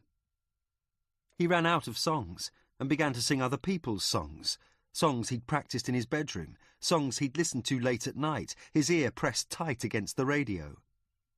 Very good, Eyepatch interrupted after a couple of hours, passing Jack a glass of brown water. When he moved forward, Jack caught a glimpse of the poster behind him, and it was as if a door had been opened, letting in a fan of fresh air. Eyepatch sat back, repositioning himself so that Jack could now see the whole poster. The blue canopy was only a small part of the image. The rest was covered by a gleaming white mountain ascending towards the sky. He focused on the clean white plains of the mountain as he continued singing, making up songs, doggerel, ad jingles, whatever came to mind. Every time he stopped, Eyepatch barked a single command. Sing! And he began again. Occasionally he was given water as the room filled with cigarette smoke and night. He sang through the dark and into the day, light leaking through the cracks in the schoolroom walls, singing beyond tiredness and fatigue, his voice a small, cracked thing, and each time he stopped, there it was again. Sing! He concentrated on the poster of the mountain and thought about Ben and David. He wondered where they were right now. They could have been 2 doors down and neither would know. They could be dead. They could be free. The thoughts paralysed him, brought the cold rushing back in, and he focused on the mountain. If he squinted hard enough, he could see 2 or 3 tiny blue dots halfway up the face. He imagined himself one of these, a climber on his second day in, slowly making his way up from base camp, and, as the songs fell out of him, songs he didn't remember he remembered, songs he swore he'd never sing again, he saw the blue dots making their ascent, and he did his best to follow their careful progress. Enough! He'd been singing all day and most of the night. Every time he opened his mouth, his lips pulled away from each other, taking layers of dry skin, his throat so desiccated he could no longer swallow without an immense act of will. He stopped in the middle of a Will Oldham song he barely remembered. He stared down at his feet and watched the roaches scuttling across the concrete. Eyepatch pulled something out of the top drawer of the desk and laid it on the table. You now have to make a choice, he said. You have to decide whether you want to help your friends. Of course I do, Jack croaked. Then tell me who you are spying for. Sign this paper, and I promise all will be well for them. I'm not... And then he stopped, knowing there was no point any more. He understood that there was only one way to save Ben and David, and that all options had narrowed down to this. I was spying for England. He thought it would be harder to say, but the words came out as if he were reciting his name. A long smile cracked Eyepatch's face open, revealing the buckled teeth and wet pinkness of his tongue. Good, that is good, he laughed. But we already know you are spying for England. This is not news. You want to help your friends. You will tell me what this book says, what you have already sent back home to your employers. Jack stared at the poster, but he could no longer see the blue dots. Had they achieved the summit? Were they now on the other side, making the dangerous descent? You promise my friends won't be hurt if I tell you? It had been his decision which road to take, his idea of going to Africa in the first place. If it wasn't for him, Ben and David would never have been in this situation. The logic was inescapable. He gave Eyepatch details and information, motives and reasons, map coordinates and targets. He didn't know what would happen when the soldiers discovered he'd been making it all up, but he never got the chance to find out. The door crashed open, sending searing sunlight into the room, making Jack's eyes squint and water with tears. 2 soldiers entered, agitated, both talking at once to Eyepatch, both running their words together, their eyes flicking wildly. Eyepatch listened, nodding his head, then pulled out a thick wooden stick from his belt and smashed the younger soldier over the head with it. The boy collapsed to the floor, and Eyepatch leant over him, coiled and ready to strike again, then put the stick back in his belt. He left the room, the upright soldier helping his comrade up, blood pouring from his head, filling the air with a hot, salty tang. A few minutes later, Eyepatch came back, his face tight and contorted, as if his skin had been shrink-wrapped to his bones. "Get up!" he shouted at Jack, the genial tone of earlier now gone entirely. Jack tried to do as he was told, but fell to the floor. He hit the concrete full in the face and saw 2 of his teeth skitter out from under him. Before he could move, the soldiers were lifting him and dragging him out of the room. The sun was worse than the cold floor, exploding like a poisonous flower in his head. He wanted to wilt, fall back down, let the earth cover him. But the soldiers kept frog-marching him past the barracks, the schoolyard, the playing grounds, and finally back out into the bush, the camp a misty haze in the distance. They dropped his body to the ground and disappeared. He waited for several hours for the bullet, but no bullet came. He waited for men to come out of the reeds with machetes and smiles on their faces, but no men came. He waited for some animal to smell his fear and blood and come stalking out of the bush, but no animal came. He waited for Eye Patch to return, tell him that he was sorry, but there was only punishment for spies. But he would never see Eye Patch again. He lay face down, listening to the reeds part as the footsteps of the soldiers drew nearer, but it wasn't death that was coming. They dropped him next to Jack. Dust rising in the air as the soldiers left the clearing and headed back towards the camp. Jack turned to see Ben's torn and bloodied face, a huge purple swelling under his right eye. He felt for Ben's breath, but there was none. He looked around the small clearing, but there was no one there, and he began to scream. The hours and minutes inside that small room burst out of him like some well dug deep into his soul, and then he heard something move, and he stopped. He turned quickly, expecting more soldiers, but instead he saw Ben shuffling and moaning on the floor next to him. For a moment they looked at each other like strangers caught face to face in a lift, and then they began to laugh, hugging each other in the thick, wet grass. But just as suddenly as the laughter had started, it was gone. "Where is he?" Ben looked away, shook his head. Jack grabbed him with all the strength he could muster, the buried rage of the last 2 days burning through his fingers. Ben pulled free, his hand shielding his face. He turned and vomited onto the ground, a deep, tumultuous wrenching that continued long after there was nothing left to expel. "We need to go back and get him." Jack looked around the clearing, saw the spire of smoke from the camp a few 100 feet away. He started to get up, a swooping dizziness exploding behind his eyes. Ben grabbed his leg, his fingers gripping tightly. "No," he whispered. "He's gone, Jack." "Then we need to find him." Jack tried pulling away, but Ben's grip was surprisingly strong. "You don't understand." Ben let go of Jack's leg and turned away, unable to face him. "David's dead." Chapter 30. Photographs. Black and white, colour, sepia-tinted, sun-blanched, faded and creased from too much folding. Photography as the persistence of memory and metonym of a life.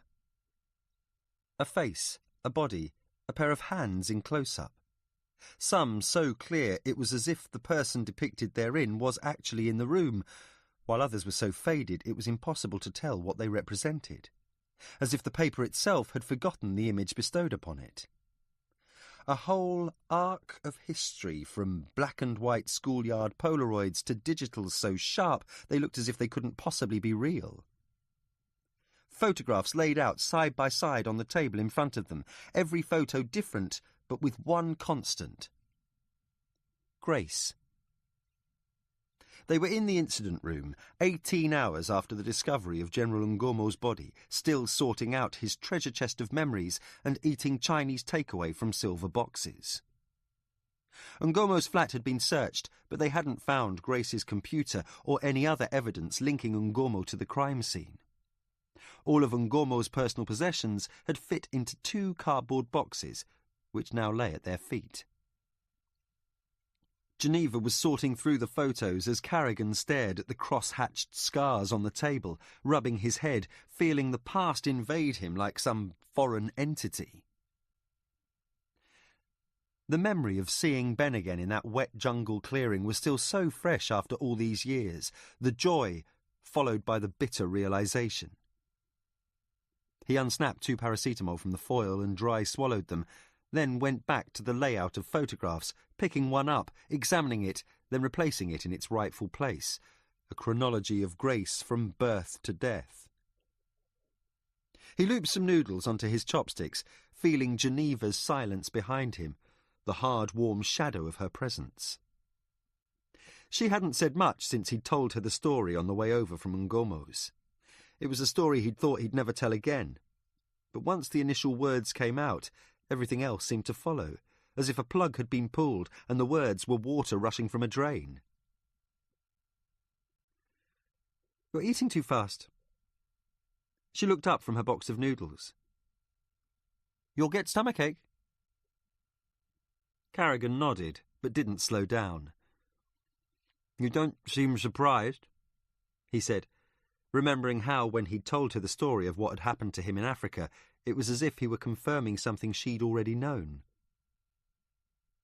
Geneva sipped her Coke and stared down at the kaleidoscope of images, trying to make sense of it all. Grace staring back at her from her high school graduation. Grace about to board an aeroplane. Grace in a white dress holding a bottle of beer somewhere in the jungle. She'd only just begun taking in what they'd seen in Ngomo's upstairs room when Carrigan had finally told her what had happened in Africa. "That stuff in Uganda, why didn't you mention it before?" She tried not to sound accusatory, but there was no other way to say it, and besides she felt, if not a little betrayed, then something close. They were supposed to be partners on this case. He turned so quickly that he sent some of the photos flying to the floor. She was about to pick them up, but then stopped. "It had nothing to do with the case." "How can you know that?" Her voice sounded brittle, like metal scraping against metal. "I just know." She saw his face stretched, long and thin, the sleepless nights and early morning calls, and wondered what he'd been like before Africa. "Explains that twitch every time Uganda came up." He put the last photo in its place. "You noticed?" "Hard not to, though I'm sure everyone would just put it down to too much coffee." She picked up a photo of Grace with an older woman, both elegantly dressed, standing in front of a white church with an impossibly tall spire. "Did you ever find out what happened to David?" It was suddenly there again. The darkness in his eyes, the sense of a locked room inside his head. He looked down at the table as if the answers were inscribed on its knotty surface. "The embassy tried locating the body after we arrived in Kampala, but it was a war zone up in the north. No one wanted to go there to search for one corpse. We buried him in an empty grave in his father's church.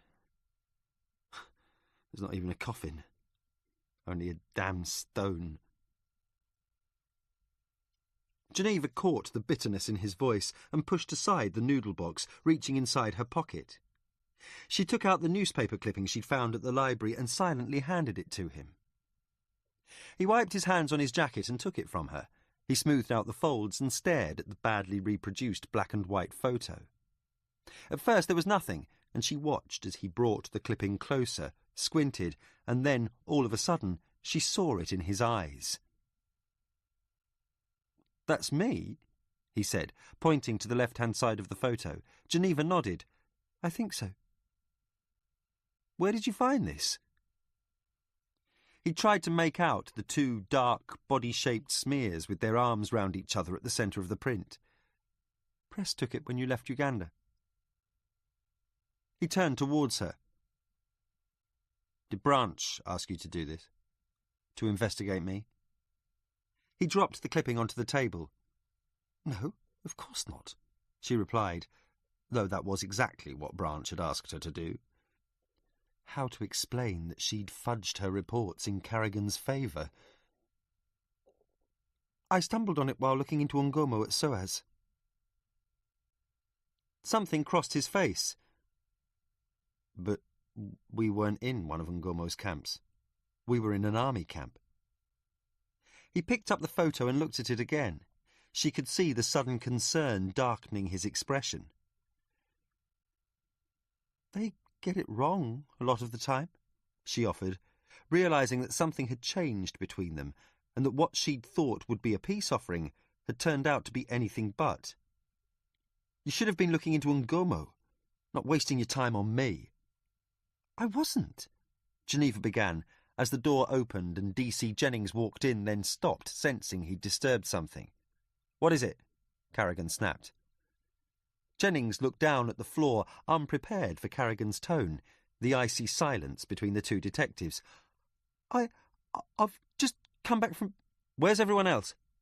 Carrigan wiped some Chinese food off his shirt and stared at the young D.C. Jennings started to say something, then changed his mind. D.C. Singh's out at SOAS, trying to track down Byanga. Berman's getting a fix on where Byanga sent his emails from. I'm not sure where Carlson is. Said he was following a lead. Carrigan nodded. And what about Gabriel? Jennings stared down at his shoes. He hasn't been to lectures today, hasn't been seen at SOAS at all, and he missed his weekly AAC meeting. Shit. Carrigan looked up at the whiteboard. Gabriel had been either the last or the last but one person to see Ngomo alive. He's gone, sir, Jennings continued. I tried his flat, no one there. His phone's been disconnected and the mobile's just going through to a dead tone. Was it possible that Byanga and Gabriel were working together?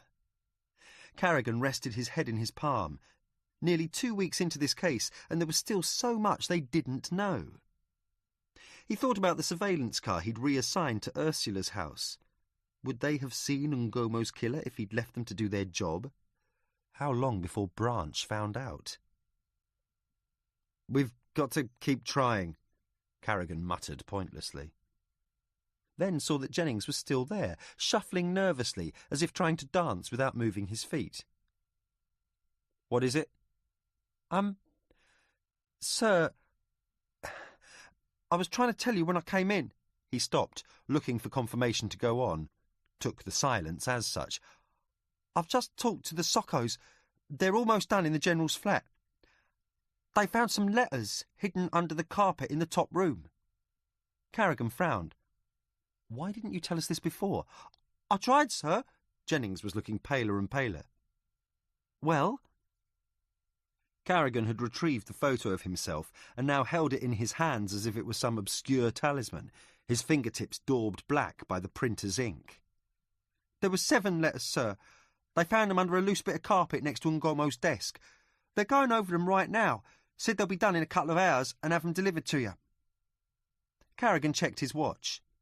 He wanted to go over to the Socko lab immediately and see why the letters were the only thing Ngomo had bothered to hide, but he was due to meet Myra Bentley for the results of the post-mortem on Ngomo. Did you at least get a chance to look at them? Jennings nodded. Only a brief glimpse, you know what the Sockos are like, but enough to see that each letter started with Dear Daddy. He paused as Geneva and Carrigan took this in, both of them looking down at the photos chronicling the moments of Grace's life. And each was signed, Your loving daughter. Chapter 31. Carrigan stared at the shriveled lump of meat on the table. Spotlights bathed it in harsh white glare, but couldn't hide the labyrinthine passageways and dappled folds of the dark-hued tissue. They'd had to cut open Ngomo's neck to remove it. He bent down, but there was no smell to it, the thing already worn and dry as antique leather. He tried to imagine it once beating, a small red muscle sustaining life, and sharp pain flared behind his eyes. He stepped back, felt the iron grip of Myra Bentley's fingers on his arm. Too much last night, huh? He could swear she was enjoying this. He steadied himself on the table and nodded. It was easier than trying to explain the real reason. He popped 2 more painkillers, the bitter residue coating his tongue, the taste of Chinese food still lingering in his mouth. He couldn't wait to get out of here, back to the incident room, wondering if the letters had arrived from forensics yet, what new secrets they would reveal. "I do love you, Jack Carrigan." The pathologist smirked, taking a long, flat spatula made of shiny steel from her instrument table. "Never fail to surprise me." She used the spatula to prod and poke at the heart. "Can't wait to tell my colleagues about this." Carrigan waited for her to expand, but she was hunched over the table like a human comma. He stared down at the heart. It looked like something you'd find in a field, a fire-blackened root vegetable of some sort. "It's what killed him, in case you're wondering." She put the scalpel to one side. "Stuffed deep down his throat, crushing the windpipe. Someone held it down until the job was done." She pointed to 2 shallow indentations on the surface of the heart. Carrigan leant forward and saw the distinctive ridges belonging to a set of fingerprints. 40 years I've been doing this, and I've never seen a person choked to death on someone else's heart. I'm glad you're entertained. Bentley continued prodding, making the organ emit small popping sounds. Made my day, this has. Carrigan looked down, saw the floor spinning away from him, and blinked. All he could smell was the sharp bite of disinfectant, and underneath that, something sweeter and far more sickly. "It's definitely Grace Okello's heart," the pathologist continued, her voice as effectless as if she were reading out train times. "Not that we have that many stray hearts, but we did check." This was her father. Carrigan was glad to see, if only for the slightest of intervals, the look of professional curiosity wipe itself from Bentley's face. "A poetic sense of humour, your guy." Carrigan looked at the old woman. Too poetic. "Amazing, isn't it?" Bentley continued, interrupting his thoughts. She was still using the blunt end of the spatula to prod the heart. To get it down on Gommo's throat, it was pummeled and squashed totally out of shape, and yet look. Another prod. The black muscle collapsed, then went back to normal, as if nothing had happened. Even dried out as it is, it retains its shape. She finished her inspection and turned towards Carrigan. The resilience of human tissue is really a thing to behold, don't you think? It wasn't the first time he'd noticed how she spoke about the human body as if it was some deity, enthralling in its absolute mystery. He stared down at the organ and thought how small it was. He'd never thought a heart would be that small.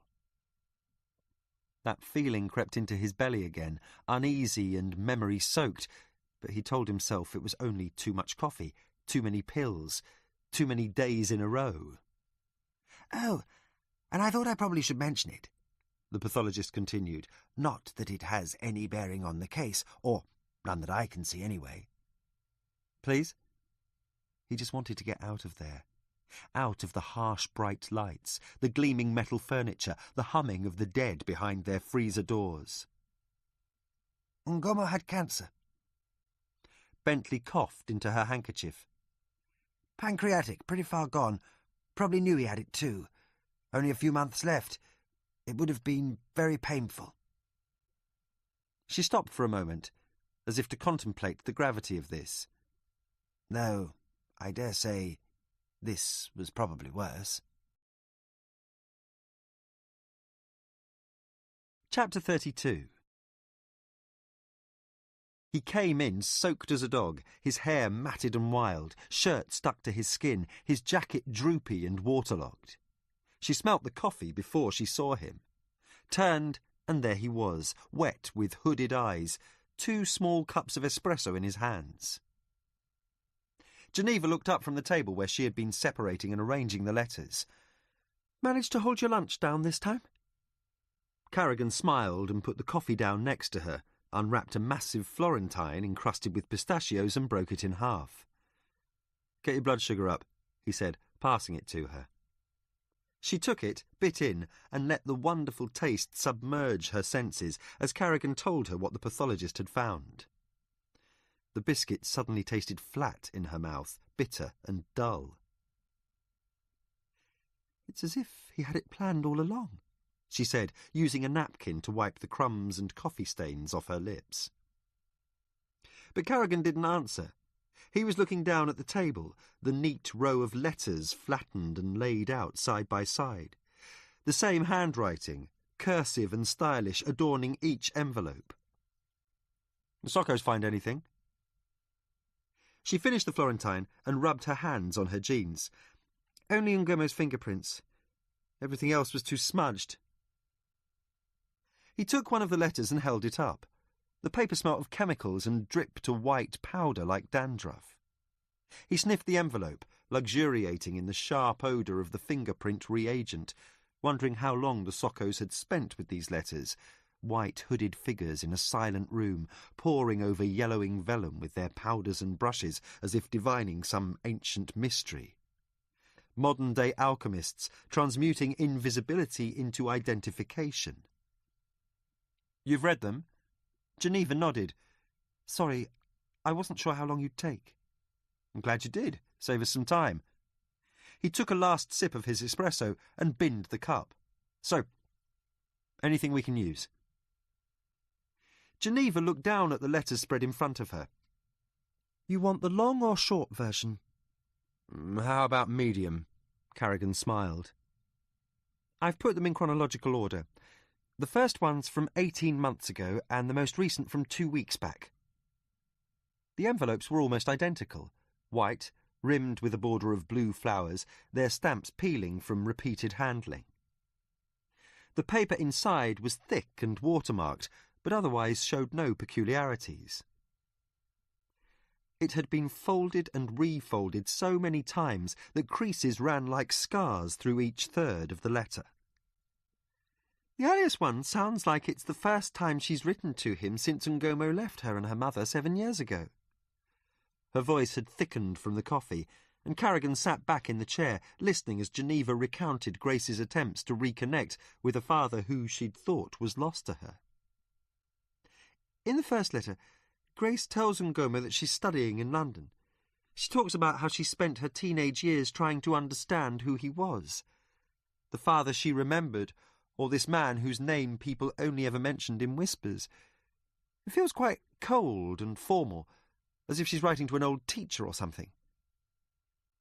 Geneva put the letter carefully back in its envelope, and Carrigan finished writing his notes. The sound of the pipes mumbling in the walls, the hiss and steam of the motorway outside, their own breathing in the small room. The silence filled with images of Grace lying on her deathbed, the bite marks, the hair matted with blood, the last words of the video, Grace's final words, "Help me, Daddy, please help me," now exploding like a depth charge in their heads. Geneva picked up the next 3 letters. "She writes a lot about being in London." She looked up at Carrigan and began reading. "There is a coldness to this city that is like death. I feel it in the huddle of crowds on the underground, in the faces of the people serving in shops, in this dark block of flats that feels like 1,000 coffins buried in the earth. I do not think I will ever grow to like it here. They tell me, how can you say this when your country is full of poverty and violence and chaos? But I do not see anything to replace it here but brightly lit shops full of things I would never need. Where is the colour and light of Uganda, the long nights of autumn? I am practicing getting my accent right. Our vowels and consonants are like the land we lived on, harsh and staccato, full of sudden stops and empty spaces. When I open my mouth, I can see their eyes shade, the whole history of Africa coming back to them, in the lilt of a sentence, something they would rather forget. So now I am learning to speak like someone who belongs here. And I have noticed how it changes the very things I say, not just the way I say them. Maybe this is what happens to all immigrants, what they love to call assimilation. But I feel as if I am stranded at some point I will never be again. My past and homeland only a memory to me now, and this country still so distant. But I am becoming too broody. That's what this weather does to you. You sit inside all the time and stare at the world from your window as if it was something other from you, and you will always be the figure behind glass, trying but never fully understanding the events that take place without. I think windows are what separates them from us. I think when they invented windows, they began to shut out the world, to enclose themselves, and that is how these Europeans lost track of the world and became only interested in themselves. I blame the window. Okay, Daddy, I'm rambling now, and I really began this letter to say something else, but somehow I kept pushing it back. Geneva stopped, took a sip of her coffee. She wants to meet him, settle the past. The fourth letter, dated just after Christmas, talks about their first meeting. She remarks on how good he looks, a lunch they enjoyed in town. Geneva paused, dying for a cigarette. From her account, the first meeting was tense, but by the next letter she talks about Ngomo's interest in her thesis, her unexpected delight that he supports what she's doing. This is where it gets interesting. She slid one of the letters towards Carrigan.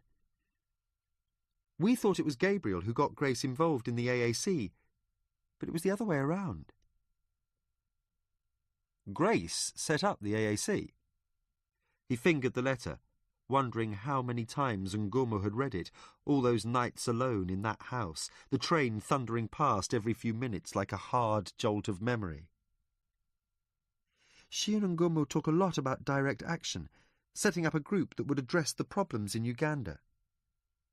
She tells Ngomo about Gabriel and how he would be the perfect frontman for this group. Ngomo agrees and promises he'll send money for the cause. And something happens here, just after the Christmas break.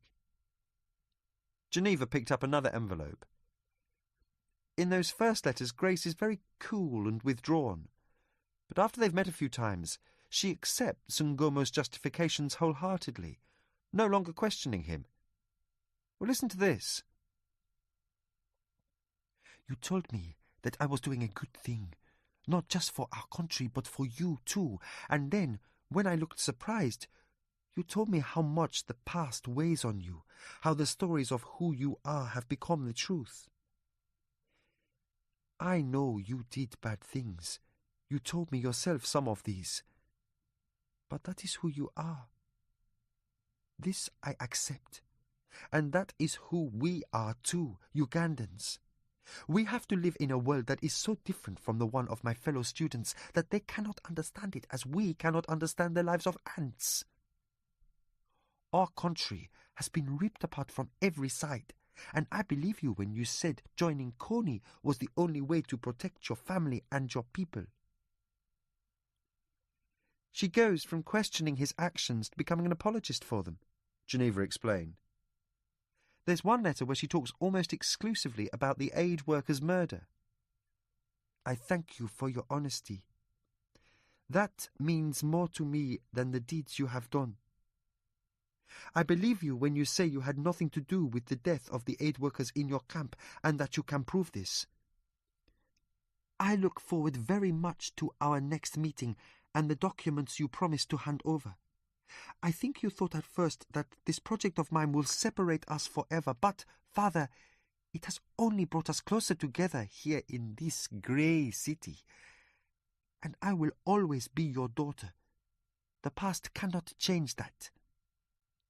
The door to the incident room crashed open, ripping them both away from the spell of Grace's words, the sound of massed footsteps and heavy breathing suddenly filling the small dark room. Branch was holding the door open for the two Ugandan diplomats who had been in his office a couple of days ago. The older diplomat caught Carrigan's eye and smiled. "What the fuck's this?" Carrigan bolted up from the chair. Branch raised his hand as if to shoo a pesky child. Carrigan saw the calluses and bruises on his skin, the florid complexion of his face, the way Branch's eyes couldn't meet his. "This is Mr. Ondutu and Mr. Akimbi from the Ugandan embassy." Branch looked down at the table where the letters lay spread out. "I'm really sorry about this," he said, his voice stumbling. Sorry for what? Branch shrugged.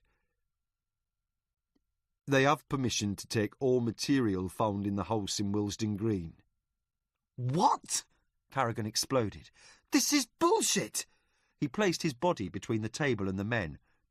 This is our case and important evidence in a murder. No fucking way you're going to confiscate it. Branch put his hand softly on Carrigan's shoulder. "There's nothing I can do, Jack.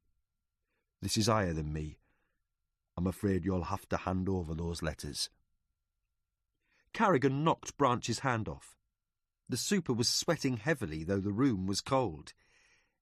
"Please, take your hands off those," the older Ugandan commanded Geneva, who was busily trying to fold and sequester the letters.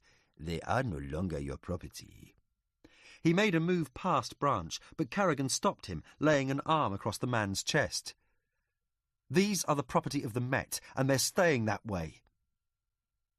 He could feel the man's muscles jumping under his touch, the cold, steely eyes regarding him. They stood there like that for several seconds, the electricity in the room jumping from face to face as each decided what they were prepared to do and what they weren't. Carrigan glanced down at Geneva, saw her shake her head, then looked back up as the other Ugandan flanked him and reached across the table.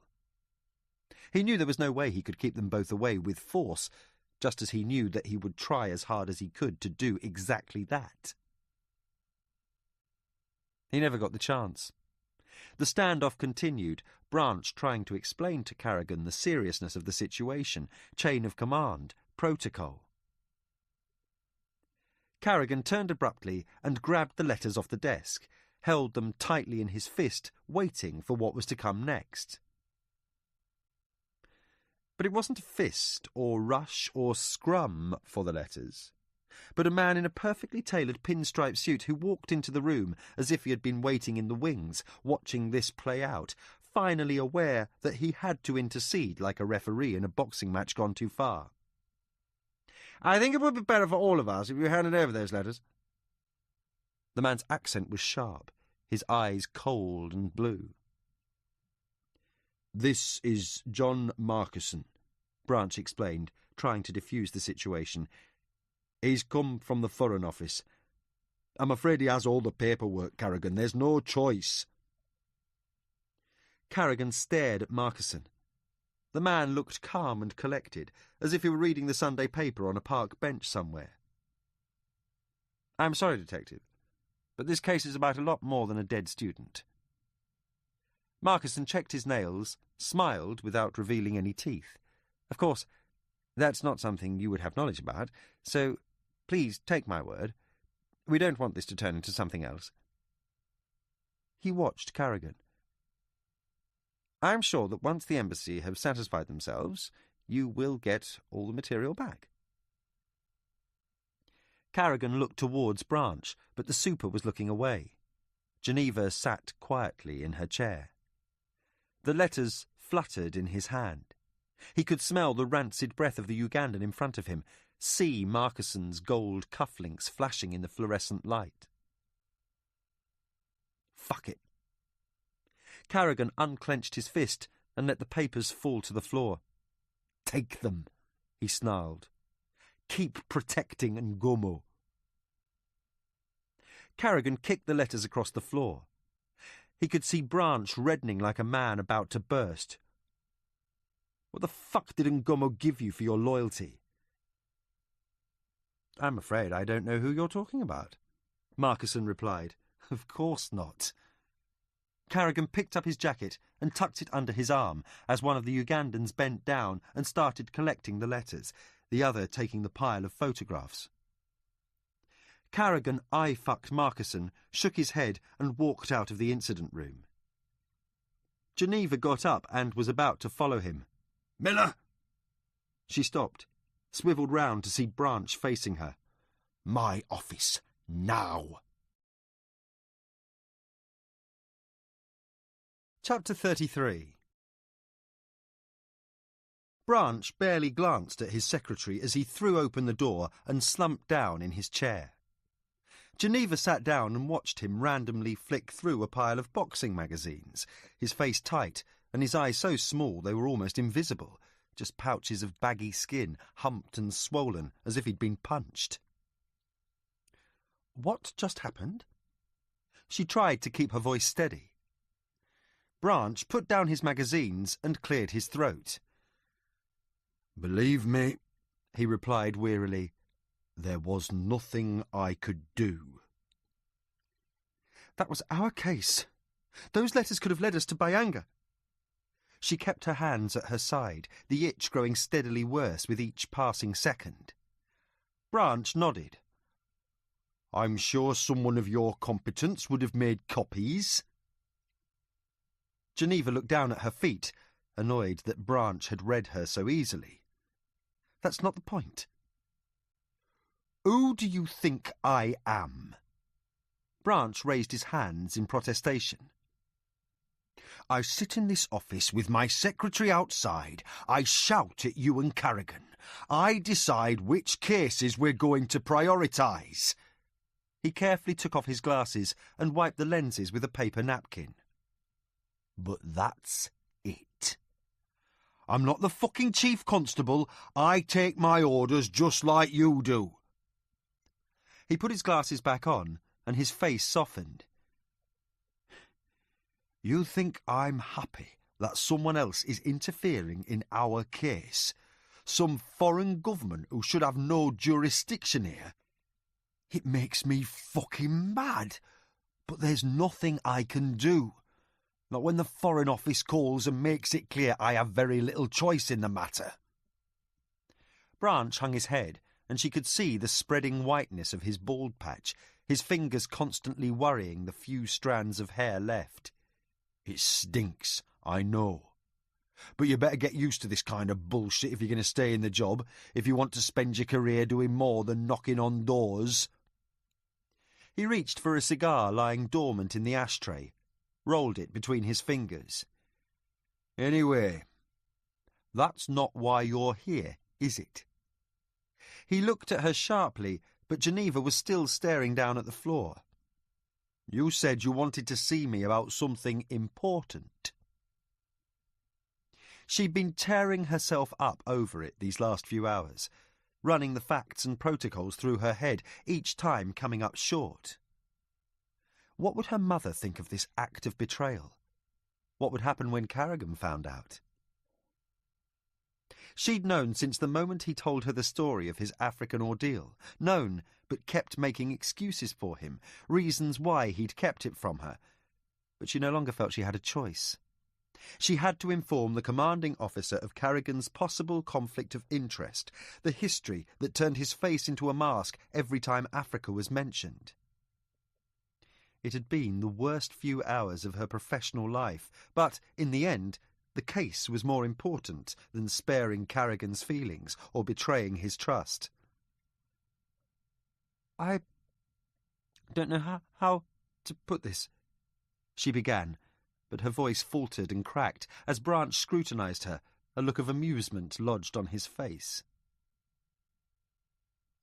When she was finished, there was an unexpected sense of relief, as if a weight had been lifted, the words buzzing in her head these last few hours like maddened bees. She sat back in the chair and watched as Branch stared darkly down at the table, his hands cradling his head as if it were suddenly too heavy for his neck to support. We know all about Carrigan. He put the cigar down and, using his nail, carved a sliver of ash off the tip. She thought she'd heard him wrong, her brain somehow making faulty connections. You already knew. Branch's laughter caught her off guard. You really thought we wouldn't know about something like this? You knew, she repeated, all other words stripped from her. Branch nodded. We've known for years. Christ, Miller, don't you think I wish I could use this to crucify Carrigan? Get him off the case? She wondered if this conversation would get back to Carrigan, had no doubt that Branch would use it one day as he saw fit. Concentrate on the investigation, Miller. Tell me what we have. She cleared her head, rubbed the itchy patch on her wrist. We believe that Gabriel Otto may have been the last person to see Ngomo alive. We're out there looking for him. This is the same Gabriel you released 2 days ago, Branch replied. She nodded.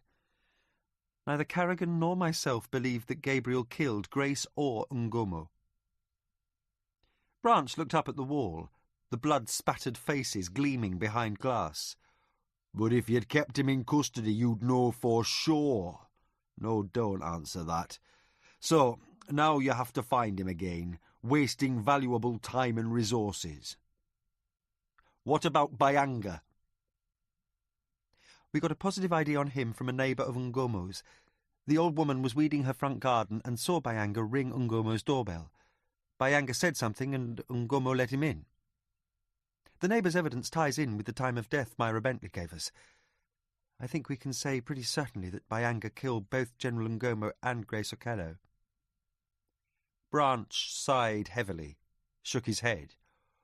But you have no actual evidence, and you're no nearer finding him, I assume. Geneva shrugged. She flashed back to the sight of the Ugandans leaving the incident room with Ngomo's belongings. Was it possible that Bayanga was proving so hard to find because someone was hiding him? Branch snorted. As far as I can see, it's been over a week and Carrigan's got nowhere on this case. That's not true, Geneva retorted, surprised to find herself defending Carrigan the way she'd always defended one parent to the other following the divorce. We have a name and a photo of our main suspect, and we have fingerprints from both the Grace scene and Ngomo's flat that will tie him unequivocally to the murders when we find him. And another dead body. You forgot to mention that. Branch coughed into his hand. You have 4 more days to bring this case to a close. It's out of my hands after that. She felt the air leave her lungs, her skin itching madly. What do you mean? Branch looked down at his desk, picked up a file, put it down, picked up another. Markison, the man from the Foreign Office, he's going to be taking over the investigation then. The words struck her like pellets of hail. It's our case. How can they justify taking it over? She snapped her head up, met Branch's eyes. Have you asked yourself who they are trying to protect? Branch slammed his fist down on the table. Enough, Miller! I don't want to hear this kind of shit. I'm disappointed in you. This isn't some big conspiracy. This is a clusterfuck, pure and simple. A mess that the government have decided to clean up. Nothing I can do about it. That's not fair, sir. Branch stood up, his stomach popping and rolling within the constraints of his shirt. Fair? What the fuck's fair? You think anything in this world is fair? Jesus, I didn't think you were such an idealist. This is the way it is. How long have you known that the Ugandan embassy have an interest in the case? Branch's face reddened, the veins pulsing at the surface as his eyes narrowed. You should be careful with your accusations, Miller. Do you know that I can probably kiss my career fucking goodbye because I spent all morning arguing your case to that Markison prick? No, you didn't, did you? Smarmy fucker wanted to take the investigation over immediately. I had to fucking plead and beg and get nasty with him so you and Carrigan could have a few more days.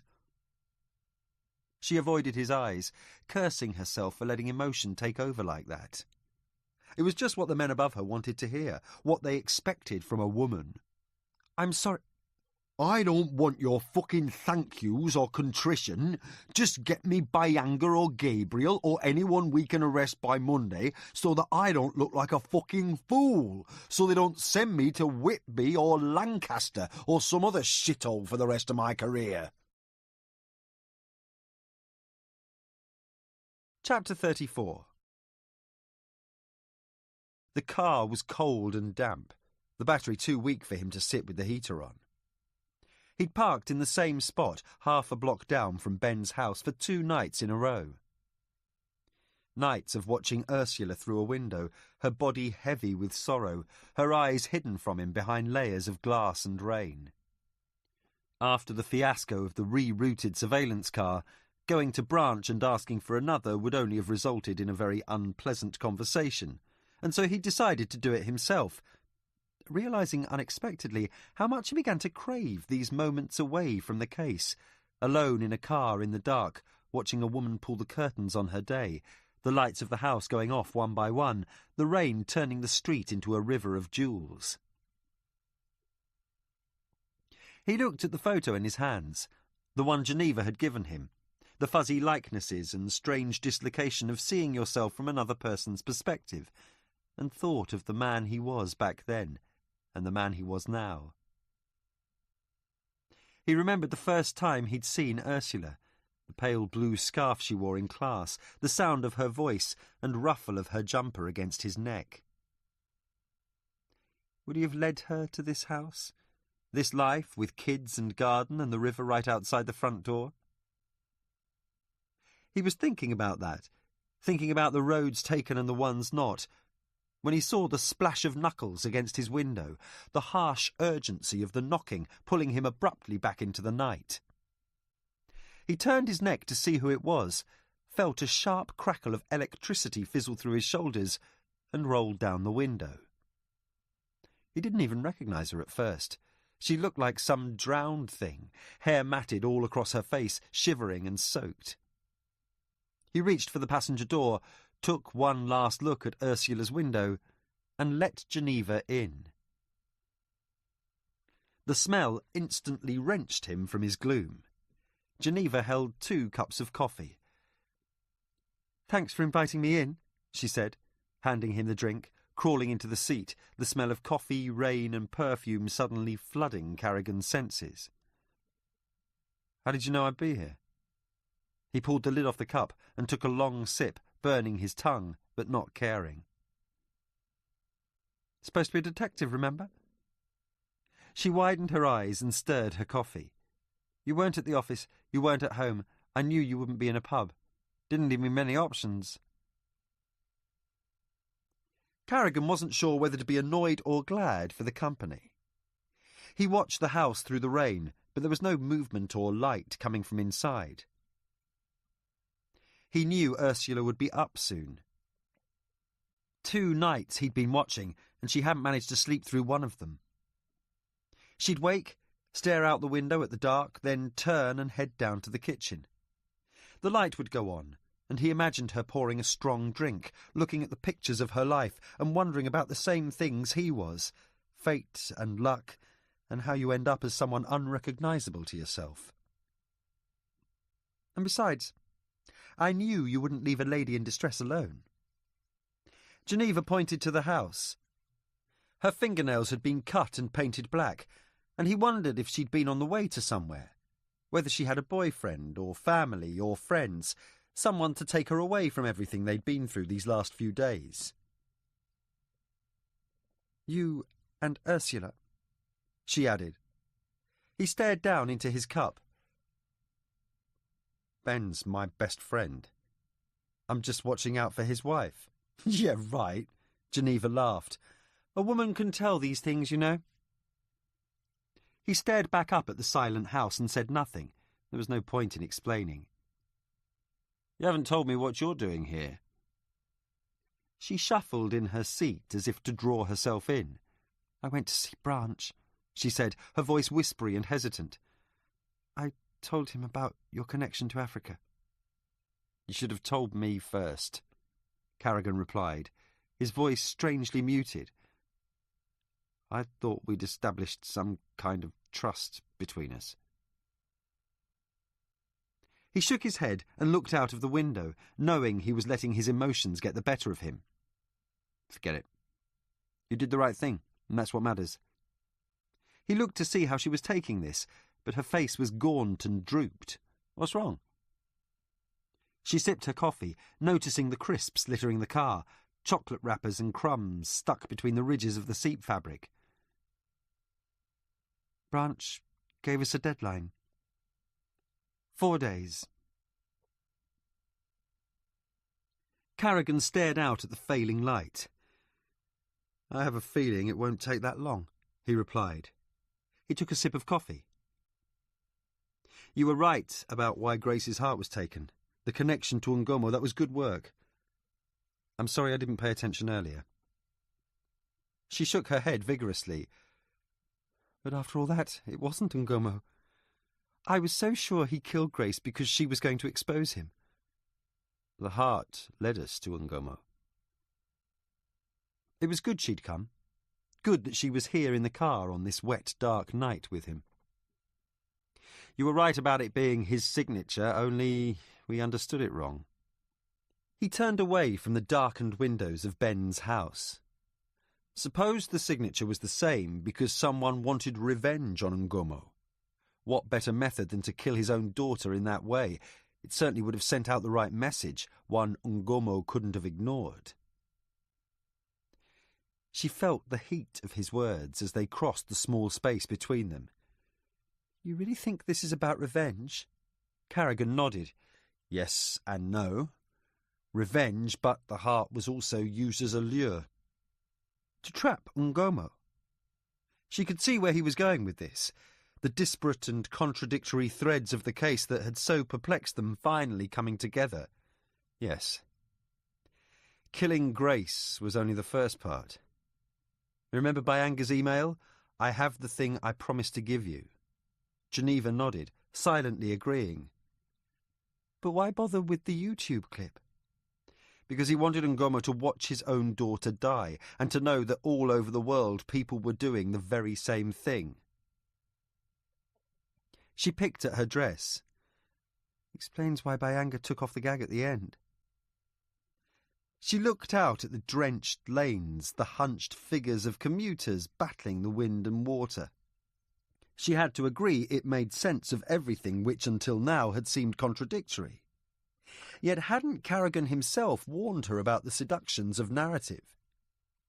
You still believe someone hired Bayanga to do it? That he wasn't working alone? I can't see Bayanga as the type to think that far ahead, to come up with something this complex. On the one hand, Bayanga's profile and the nature of the killings suggests that we're dealing with a disorganised and chaotic killer. But the filming, uploading, luring Ngomo, this is the work of a killer who's highly organised and controlled. The two impulses are contradictory. Solomon Onega said that Bayanga bumped into someone from back home. I think whoever he bumped into knew Ngomo was living in London, someone with an old grudge to settle. Geneva scratched her nails against the fabric of her dress and sighed. Leaves us with pretty much the whole of Uganda as suspects.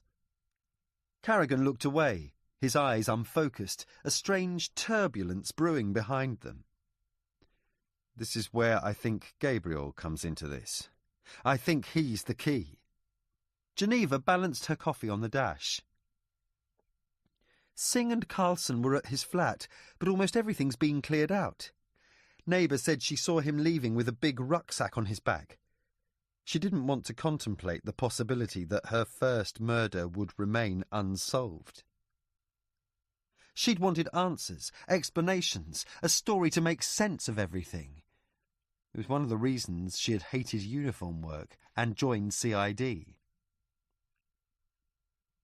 What's your take on Gabriel? Carrigan crushed his espresso cup and flung it to the floor. She thought about it for a moment. I knew a lot of people like him back at university. My mum's friends too. They focused so hard on one thing, one cause, that it distorts the rest of the world for them. She flicked something off her dress. Gets them a lot of girls, though. It's almost always the reason they're doing it. Suddenly, Carrigan sat bolt upright, his whole body shaking into focus as he slammed his fists against the steering wheel. Geneva's eyes shot wide open. "What is it? What did I say?" Carrigan turned to her and smiled. "I know where Gabriel's hiding." Back in the incident room, Singh and Berman were working late shifts, their eyes sunk deep into sockets from too much screen time, the smell of pot noodles and microwave lasagna hanging heavy in the air. "When we arrested Gabriel, did anyone take down the girlfriend's name?" Carrigan had barely got his breath back after having insisted on using the stairs when the lift was taking too long. Singh opened her desk drawer and flicked through her notebook as Carrigan tapped his feet against the floor. "Greta Nyquist," she said, her eyebrows wrinkling with relief. Berman was punching keys before Carrigan could give him the order. "What's this about?" Geneva asked. Carrigan turned to her. "Gabriel had a girl at his place when we arrested him. He also mentioned he took the same girl to the concert the night Grace was killed and that he stays with her sometimes. How has he disappeared? How the fuck have we not found him yet? He's not Bayanga. He doesn't know all the bolt holes and underground termini, like you said in the car. His type are in it for the girls. Where else is he going to hide?" Chapter 35. They arrived as dawn broke, the light leaking meanly into the concrete plaza. The Biko estate stood grey and hazy in the early morning mist, its top floors obscured by low cloud and intermittent rain. There'd been nowhere to get breakfast on the drive over, and Carrigan felt stretched at the edges, hung over from too little sleep and too many pills, his stomach burning and his brain reeling with theory and supposition. They parked under a grey overhang of concrete, silently got out of the car, checked their equipment and radioed in their position. Singh and Berman had wanted to come as backup, but Carrigan had quickly vetoed the idea. The last thing he wanted was another blazing blue light entrance, freaking Gabriel and making him run. And if they were wrong, if Gabriel wasn't here at all, then Branch would punish him for wasting resources, use this failure as another reason to pass the case over to the Foreign Office. Carrigan didn't know how much longer he'd be in the job, but he was determined to finish this case regardless of the consequences, and it surprised him, this newfound energy and sense of mission. He thought he'd lost it permanently a couple of years ago, that this was what happened when you'd been in the job too long.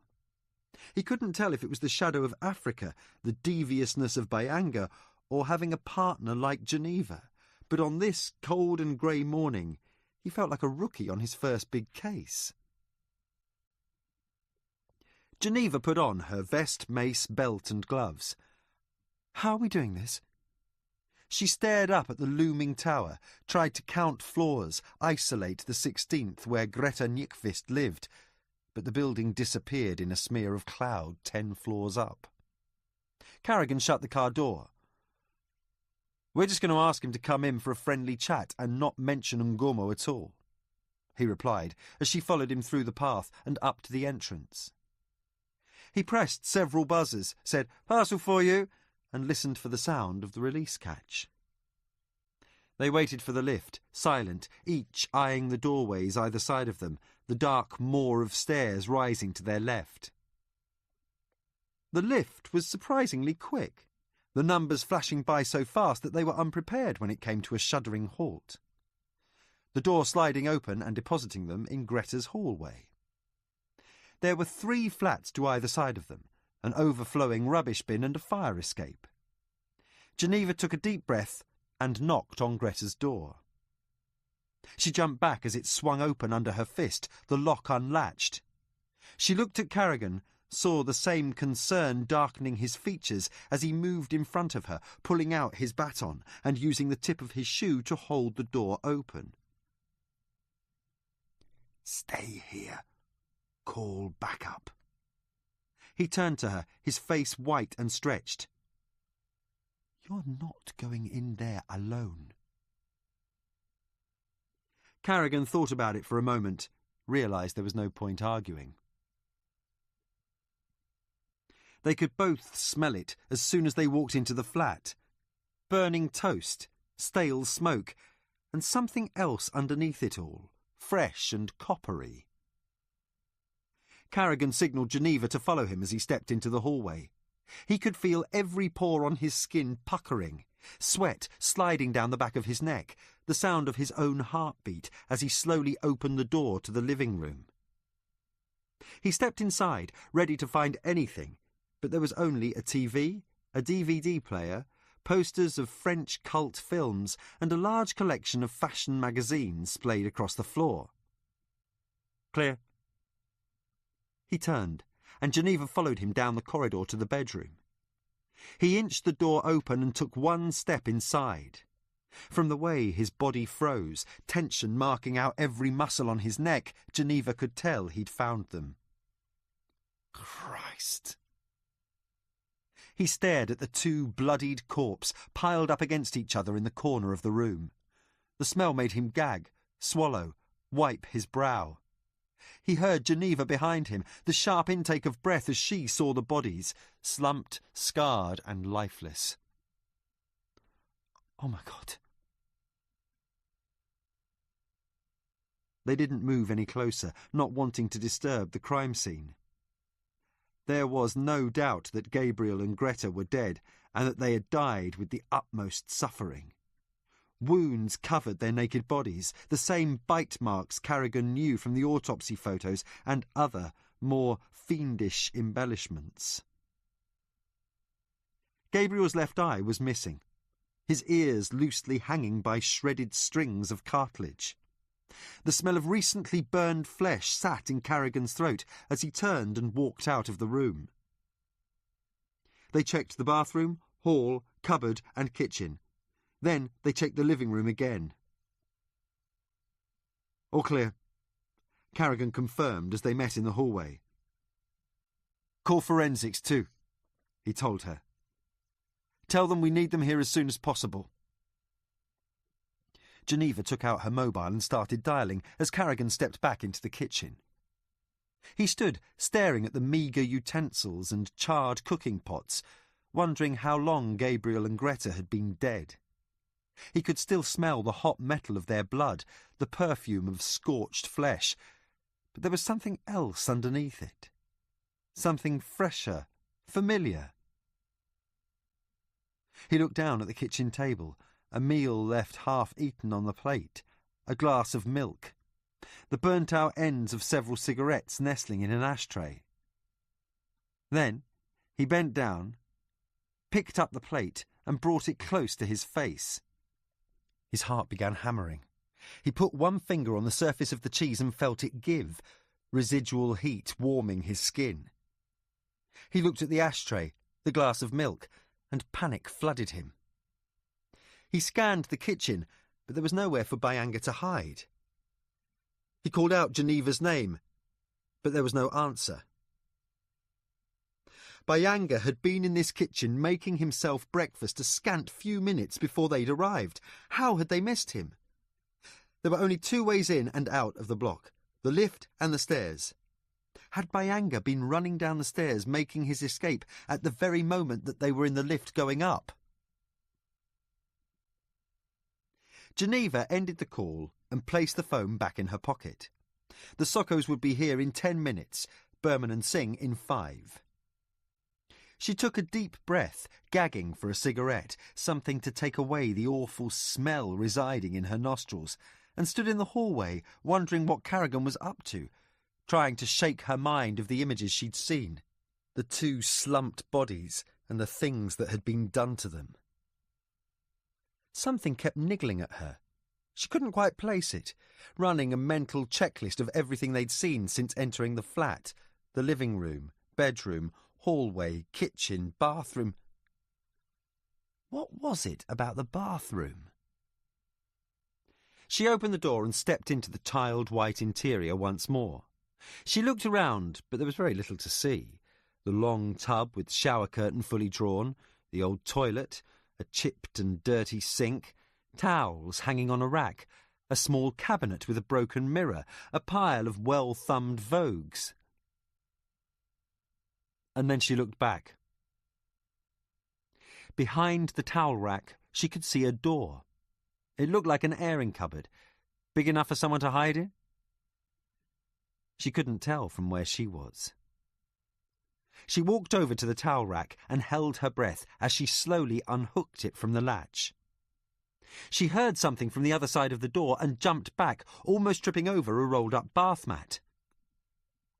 A slight clunk, like someone fidgeting, followed by what she could swear was hissing, coming from behind the door. She closed her fingers round the cold metal handle and stopped.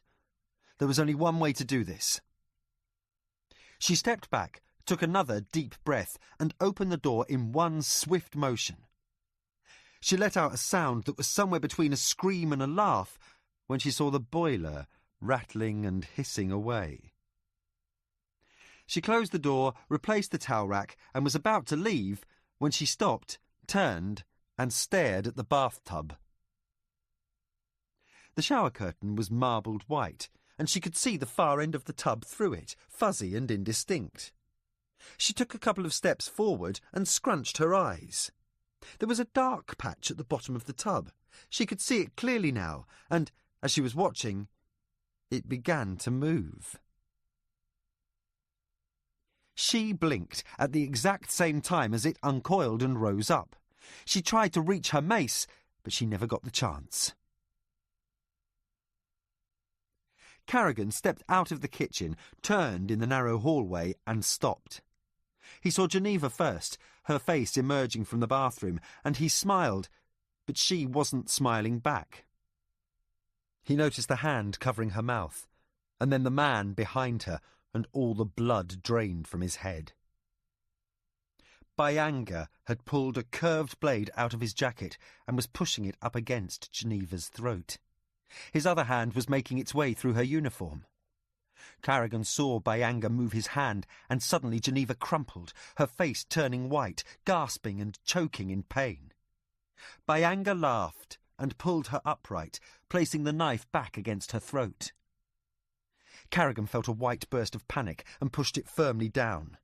He stared at the man they had been hunting these past 2 weeks. Byanga was small and wiry, short black dreads framing his skull, a baggy yellow T-shirt and a pair of worn board shorts, revealing skinny, scar-crossed legs, ending in a pair of outdated high tops. He was almost a disappointment. Let her go. Carrigan could feel the impotence of his words as soon as they were out. He didn't need Byanga's subsequent laugh to realise his position. I don't think so.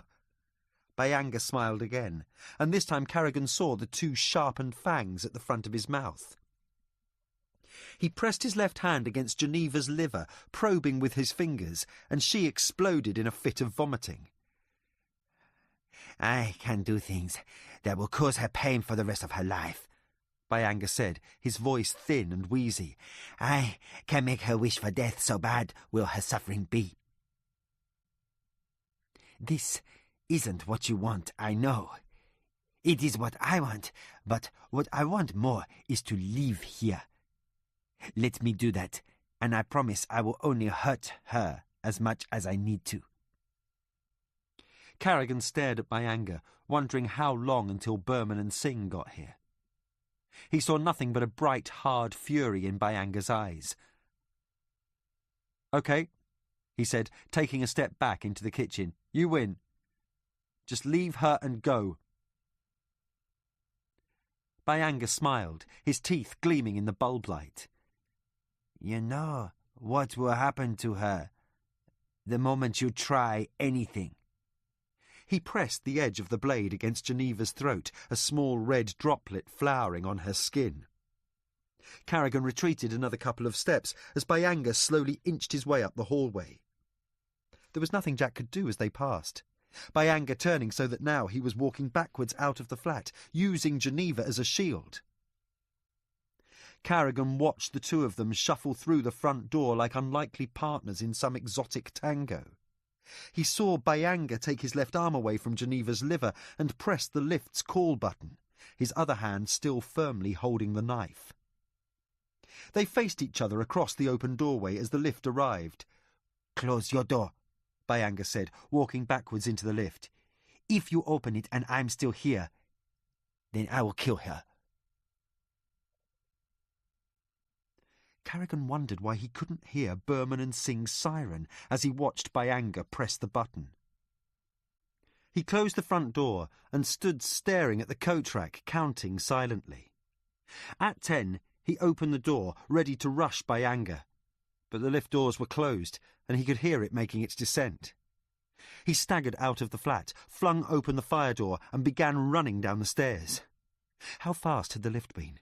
He couldn't remember, but it was 16 floors, and if he didn't fall, he might be able to beat it. He took the stairs 2, 3 at a time. He gripped the banister, jumped and ran. The pain screamed in his shoulders and back, his lungs searing like they'd been set on fire. 3 floors down. He listened for the lift, wondering where it was, realising that Byanga might have tricked him, gone up instead of down.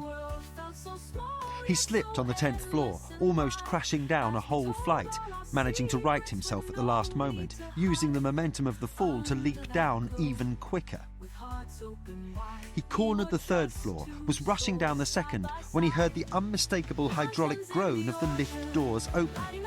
Despite the pain in his lungs, the urge to crumple and puke, he leapt the last few stairs and landed, winded, on the ground floor, just in time to see Byanga coming out of the lift, Geneva still tightly in his grip, the curved knife at her throat.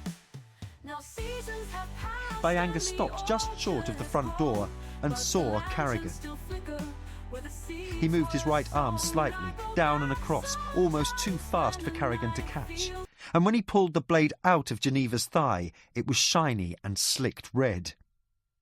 Geneva looked down at her leg, her eyes widening, and then Byanga let go of her and she collapsed hard onto the cement, her head banging against the floor. Byanga wiped the knife on his jeans and looked at Carrigan. "You have a choice, her or me." He laughed, then turned and ran out the door. Carrigan looked down at the floor. Geneva passed out, the blood slowly pooling around her, and he knew he had no choice. He saw Byanga disappear over a rise, silhouetted against the early morning light. He leant down, took off his tie, and used it as a tourniquet. He cursed loudly as he tightened it around Geneva's thigh, feeling the blood spurt on his hands and hearing her moan. He held Geneva as she began coming to, her body shaking in violent convulsions, which he tried to contain in his arms, the blood turning his tie black. He took her hands in his and, as the screaming sirens came to a halt, he felt her small fingers entwine in his and press once gently. Chapter 36.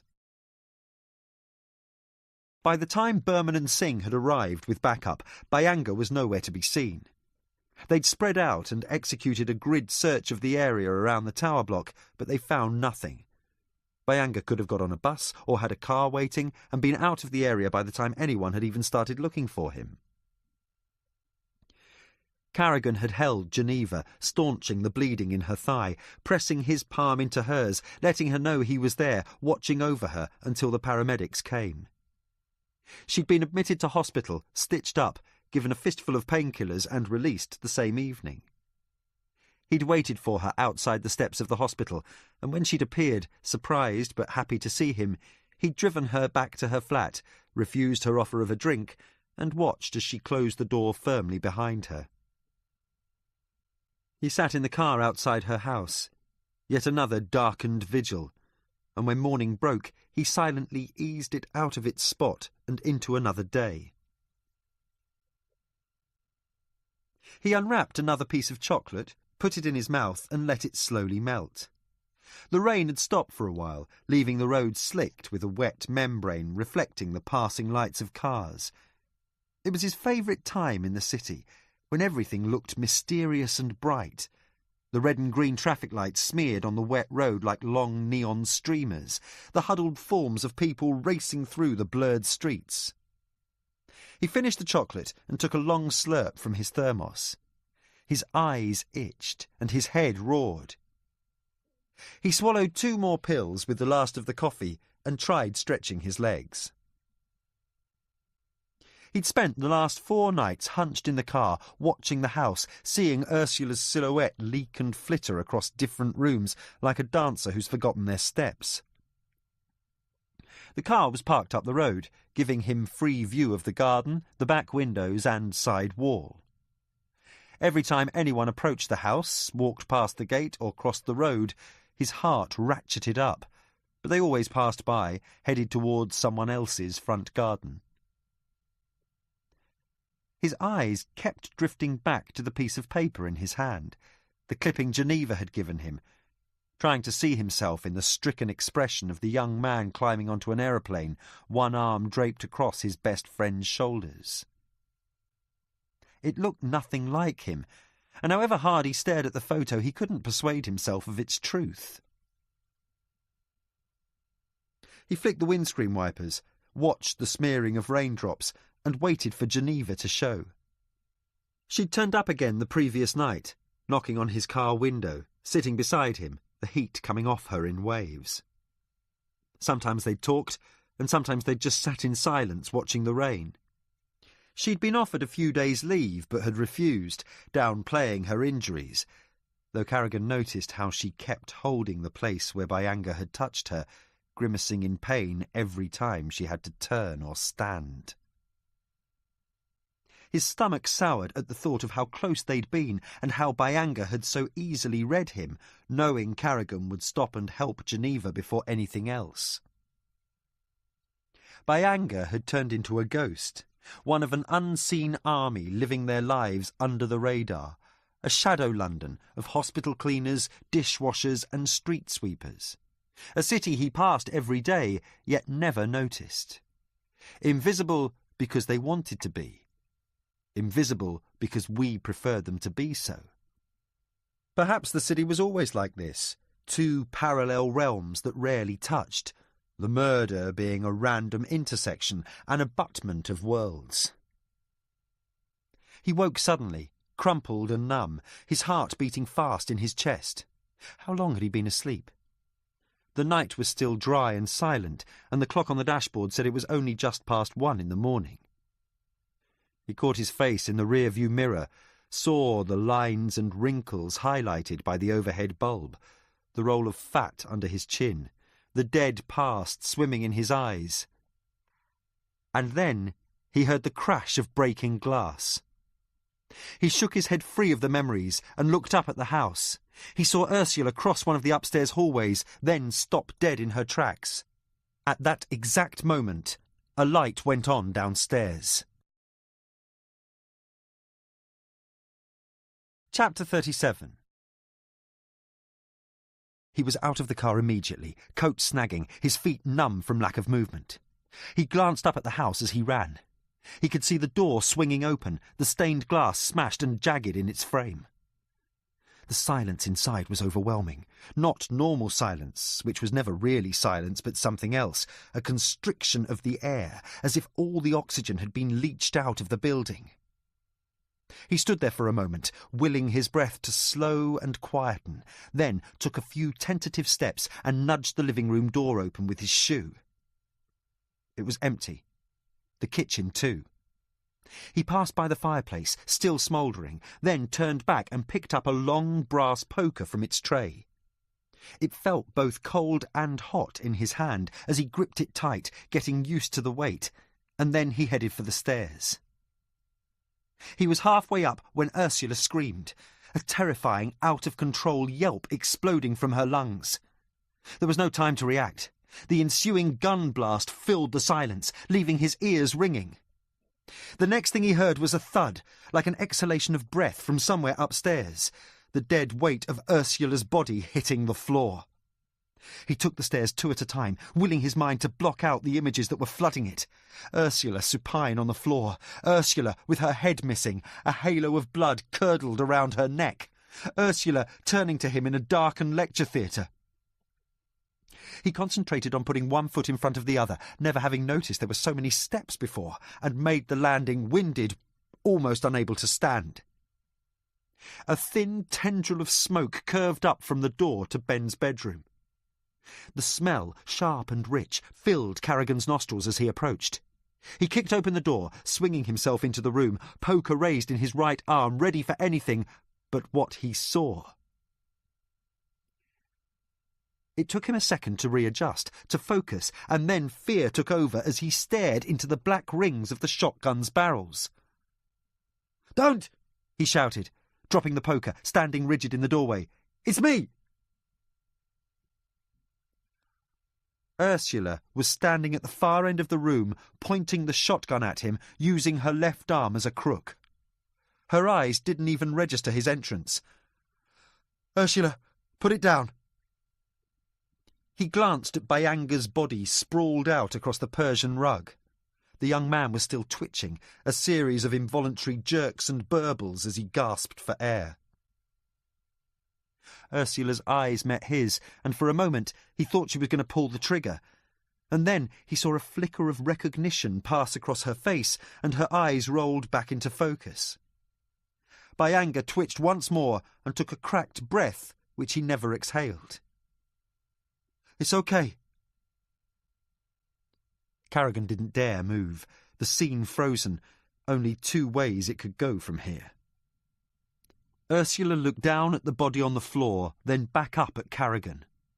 Her arms suddenly gave way and she dropped the gun.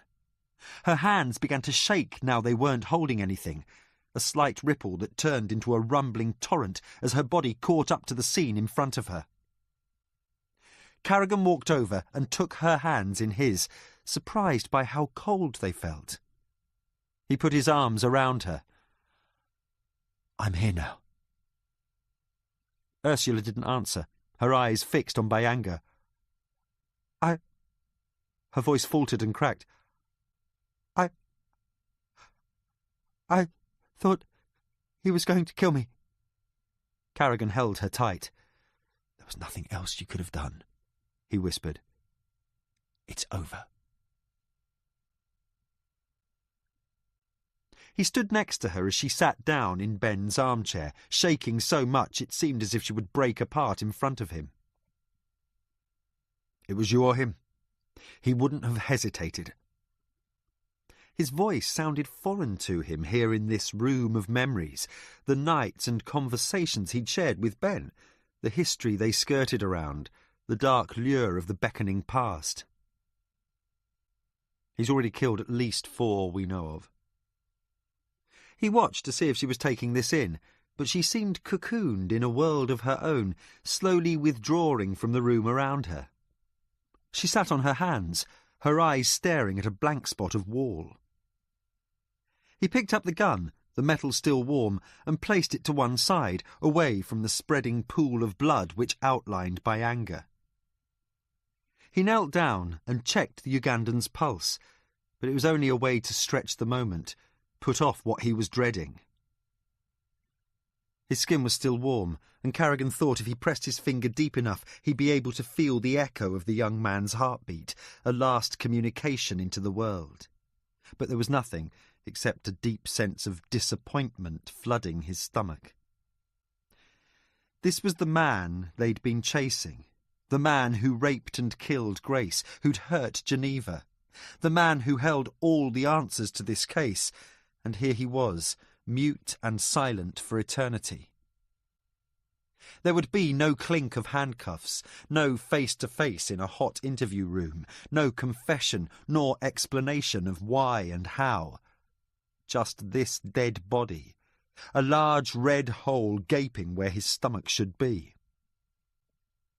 He checked Bayanga's pockets, but there was nothing except a knife and a wallet. The knife was small and curved, and he recognised it. The wallet held £240 in crumpled notes and a photo of Geneva. The latter made Carrigan's blood go cold. He stood back up and looked at the sluggish river wind its way out of view. "We'll get this all sorted out," he promised Ursula, sitting down next to her and taking her hand. She looked up, caught his eye, and started shaking, hard, shuddering jolts that looked as if electricity was pouring through her body. "I wasn't going to let him take me too." She was staring down at the floor, trying to wipe blood, something sticky off the bottom of her slippers. "What's going to happen to me, Jack?" "I'm afraid we're going to have to arrest you formally and take you in, but I'll be there with you all the way." She cried a little more, and then she took a handkerchief from the next table to her and wiped her face and coughed and stared out of the window at the grey river as they waited for Geneva and the others to arrive. Carrigan explained the situation to Geneva as quickly as he could. He watched silently as 2 uniforms led Ursula out. She stopped once, picked up a photo of the girls, and held it tightly in her hand as they took her outside. He'd promised he'd meet her back at the station once he'd secured the crime scene. His headache pulsed ferociously as he watched the patrol car leaving with Ursula. He saw her look back at the house once, and then he turned away. As he waited for the Sockos to arrive, he crossed the room, trying to press the pain away from his temples, the sense of hidden things rising to the surface. He avoided the body, saw the blood staining one of Ben's rugs, vaguely remembered a story of how Ben had bought it in Pakistan, how it had been woven by hand, was supposed to represent something about God. He blinked the thought away, looked around the room trying to determine if there was anything amiss, but it was impossible. The room he knew so well looked like a foreign battlefield, everything sheathed in smoke and dust. His eyes drifted to the mantelpiece, the photos deep with memory and contentment. He picked up a few, his fingertips tingling. Ben on his first field trip back to Africa. Ben in Khartoum and Addis Ababa. Ben, Ursula and the kids sitting over Christmas lunch, uncles and grandparents, photos of the girls at school pantomimes and sports days, the happy family on holiday in Zermatt, Vail and Acapulco. He took out the smudged news clipping from his pocket, smoothed out the edges, and looked at the murky shadows of the 2 of them boarding the plane at Entebbe. The paper felt like it was burning his hands. He carefully folded it back up and placed it in his pocket. Next to the mantelpiece were 2 photo albums with red leather covers. He picked one up, sat down in the armchair and began flicking through it. The book was heavier than he expected, all the weight of years and memories pinned like butterflies against the black pages. He followed Ben's rise to stardom and fame, the clothes getting more expensive with each year, the haircuts sharper, the smile more confident and assured. He saw photos of Ben at Oxford, Ben giving a lecture at some symposium in France.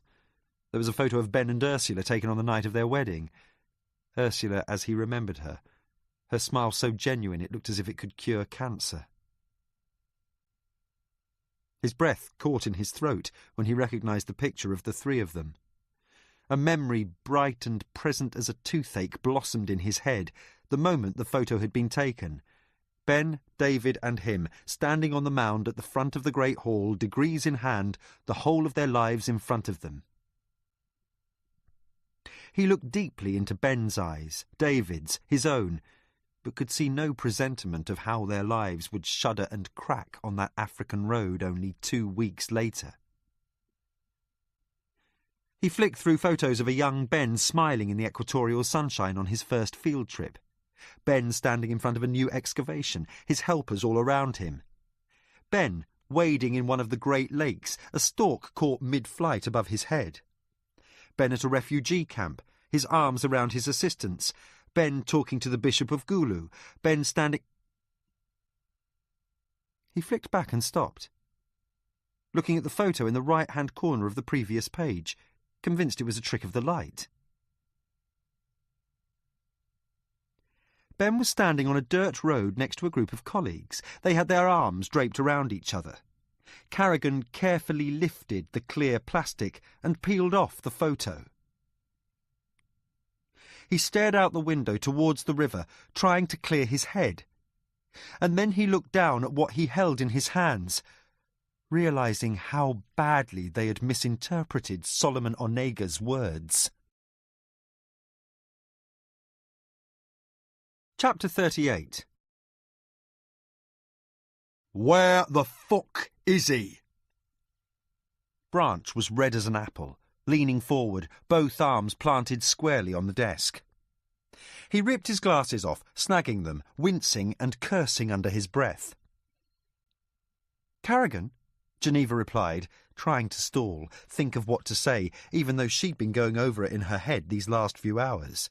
No, Lord Lucan, who the fuck do you think I'm talking about? I don't know where he is, sir. Branch sighed. I'll choose to believe that for now. He picked up one of the mobiles on his desk and pressed something. His face scrunched in concentration, cursed and picked up another phone. She watched as he clumsily began texting, his large fingers splayed across the keypad, his suit ruffled as if he'd slept in it several nights. It had been 2 days since she had seen Carrigan. 2 days since anyone had heard from him. He hadn't turned up at the station after Ursula's arrest, nor was he at his flat. Geneva had tried his mobile, leaving several messages, but as yet there had been no reply. Branch read something off one of his phones, smiling to himself. He looked up at Geneva as if she'd only just stepped into his office. Good work, Miller. I'm very impressed. She didn't know what to say. Hadn't been expecting this at all. What for, sir? Branch put his hands together in front of him, pursed his lips. For bringing this case to a satisfactory conclusion, of course. She leant forward in the chair, feeling its rough bristles chafe against her tights.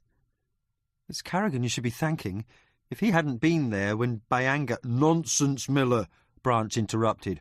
All very well to give credit to your superiors, but I think both you and I know that Carrigan should have cracked this one much sooner.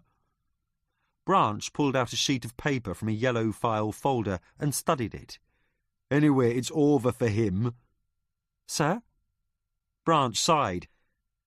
He's gone missing, for God's sake. No one's seen him since Ursula's arrest. He's finished. She could tell that he was happy Carrigan had given him the opportunity he was looking for to shut down the case. But if Carrigan hadn't worked out that— People have noticed you, Miller. Branch interrupted her again, his voice serious and grave. What you've done to bring this case to its conclusion, the risks you took in the line of duty. Your reinstatement to Detective Sergeant is permanent, effective immediately. You should start thinking about where you want to go next. Geneva sat back in the chair, taking a deep breath. The pain came again, sharp and sudden, making her reach for her side. She bit her lip and counted to 3, waiting for the spasms to subside. I'd like to stay on Detective Inspector Carrigan's team, sir. Branch tapped his fingers on the table, a slow and steady rhythm. I'm not sure that's really what you want.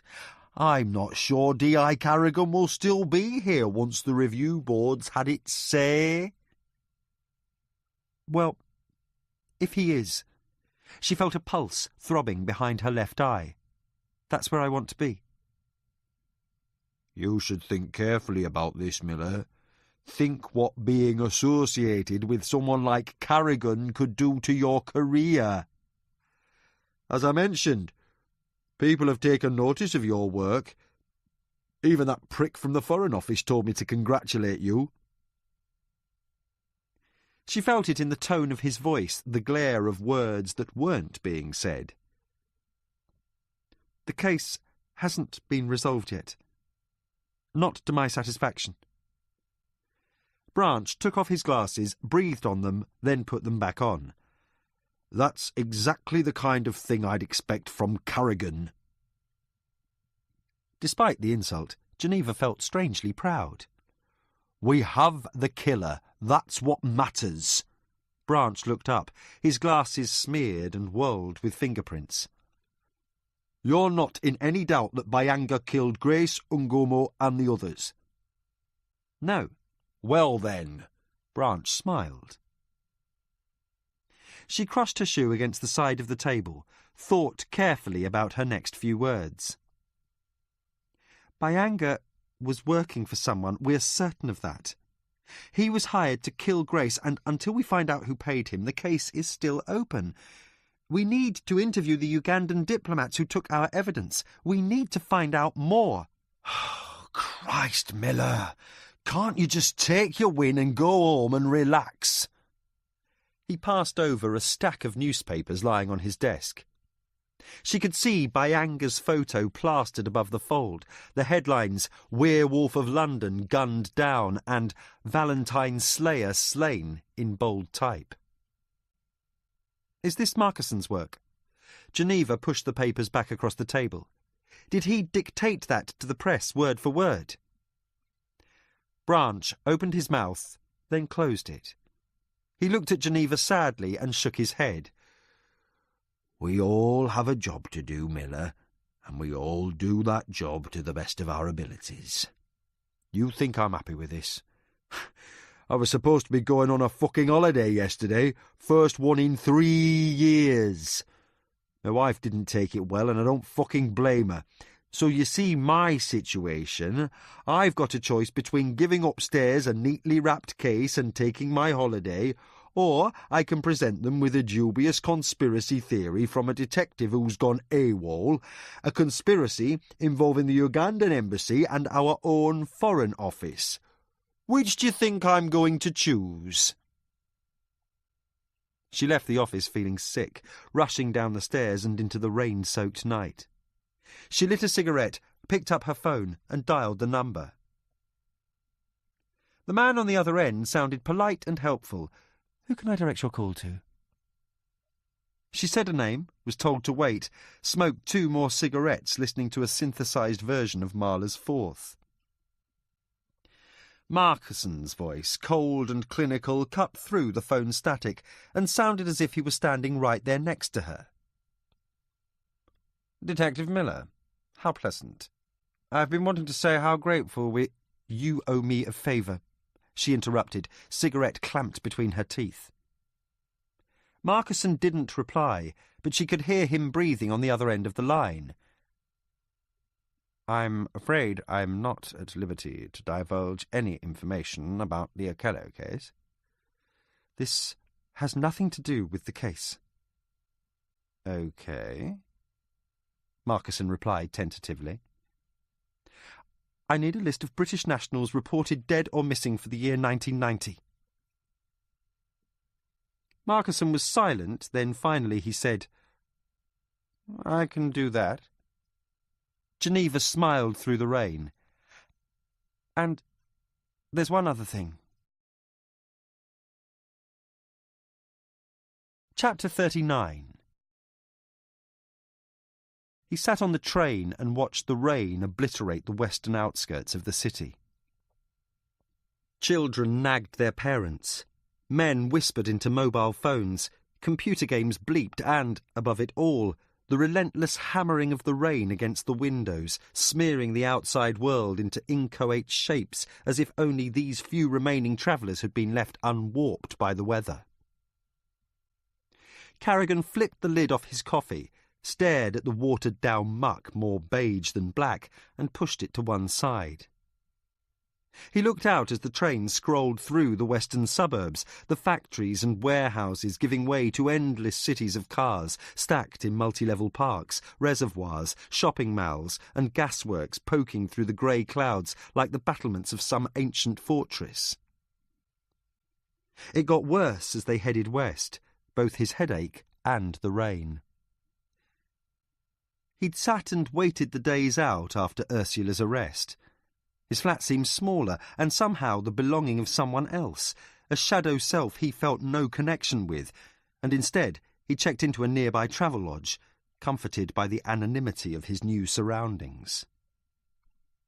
He couldn't go back to the station. Not until he knew for sure. He'd sat in that tiny rented room, the TV turned low, and thought about the last few days. He went over it again and again, each time coming up short. He wondered whether he was now seeing connections where there was only coincidence. He ran through every assumption they'd made, every trail they'd discounted, but, in the end, he knew there was only one way to find out. So he waited and sat, counting the days until Saturday. And now here he was, speeding across the waterlogged rim of the country, the Channel a small grey smear to his left, the uplands wet and hooded in the mist like the bowed heads of supplicant monks. A man argued with his wife, shouting into the small black box of his phone, exasperated, complaining about having to go out again, buy food, do something for the kids. The hassle of normal life buoyed Carrigan with its remoteness to his own, as if the world was divided into those who dealt with death and those for whom it was only the unspeakable shadow in the corner of their lives, the late visitor you'd forgotten was coming. He almost missed the stop, the tangle of his thoughts and grey swales of rain all but obscuring the small village station. As he stepped into the storm, the wind and rain lashed up from the Channel, shadowing the small houses and twisting streets of the village. He took the back way, avoiding the parade of shops, sludging through 2 feet of water which had turned the narrow cobbled lanes into torrents. He climbed the long hill, leaving the winking lights and pub signs swaying in the wind far behind him, and crested the rise, stopping to stare at the dark murk of water ahead. Somewhere, over the fog and rain, lay France and the rest of the world, but here it seemed the earth stopped at this rocky promontory, and that there was no other world beyond, only the illusion of one. The gate was locked, and it took him a couple of attempts before he managed to tumble the cylinders on the padlock and line up the numbers. The soft click, almost hidden by the rain, made his stomach drop, as it always did. The cemetery had turned into a sea of mud, and he trudged ankle-deep past old Victorian crypts with their stained nymphs and elegant angels, pointless efforts at pretending those inside had not been wiped from the ledger of the world. The last hill took him a long time to climb, his breath short and pained, the rain smacking across his face, the ground soft and welcoming as if hungry for further souls. He got to the top and stood for a moment, disorientated, getting his breath back, wondering how, after all these years, he'd lost the way. He wiped the rain from his brow and read the inscription on the stone. David's name and dates of birth and death glistened in the rain, but the grave itself was empty. He looked wildly to the left and right and saw the earth disinterred and stacked up beside the grave, the long wet hole by his feet holding nothing but the rain. He noticed the dark shadows cast by the chapel ahead of him, remembered cold greetings in that bare place, hands shaken slowly, the tears of family and friends. And then, years later, only the emptiness, the way it always seemed colder inside than out, the silences that stretched beyond language. The path was slippery with leaves, the rain coming down harder, his shoes squelching against the flagstones. The door to the chapel was open, as he'd known it would be. He took one step inside and saw the gun. Chapter 40. "I knew you'd make it," Ben said, the gun in his right hand, mud and rain streaking his face and clothes. "You were always predictable, if nothing else." When he'd watched Ursula being escorted out of her house, Carrigan had realised that even though he didn't know where Ben was, he was pretty certain where he would be. They'd been coming here for 20 years to mark the anniversary of David's death, the last remaining mourners now that his family was gone. He thought back to the scene on the hill, the dark, rain-filled hole, and he could barely get the words out. What happened to his grave? What have you done? Ben shrugged. You're the detective. I'm sure you can work that out for yourself. He sounded strangely calm as he took a step back. Take a seat, Jack. He gestured with the gun towards the front of the chapel.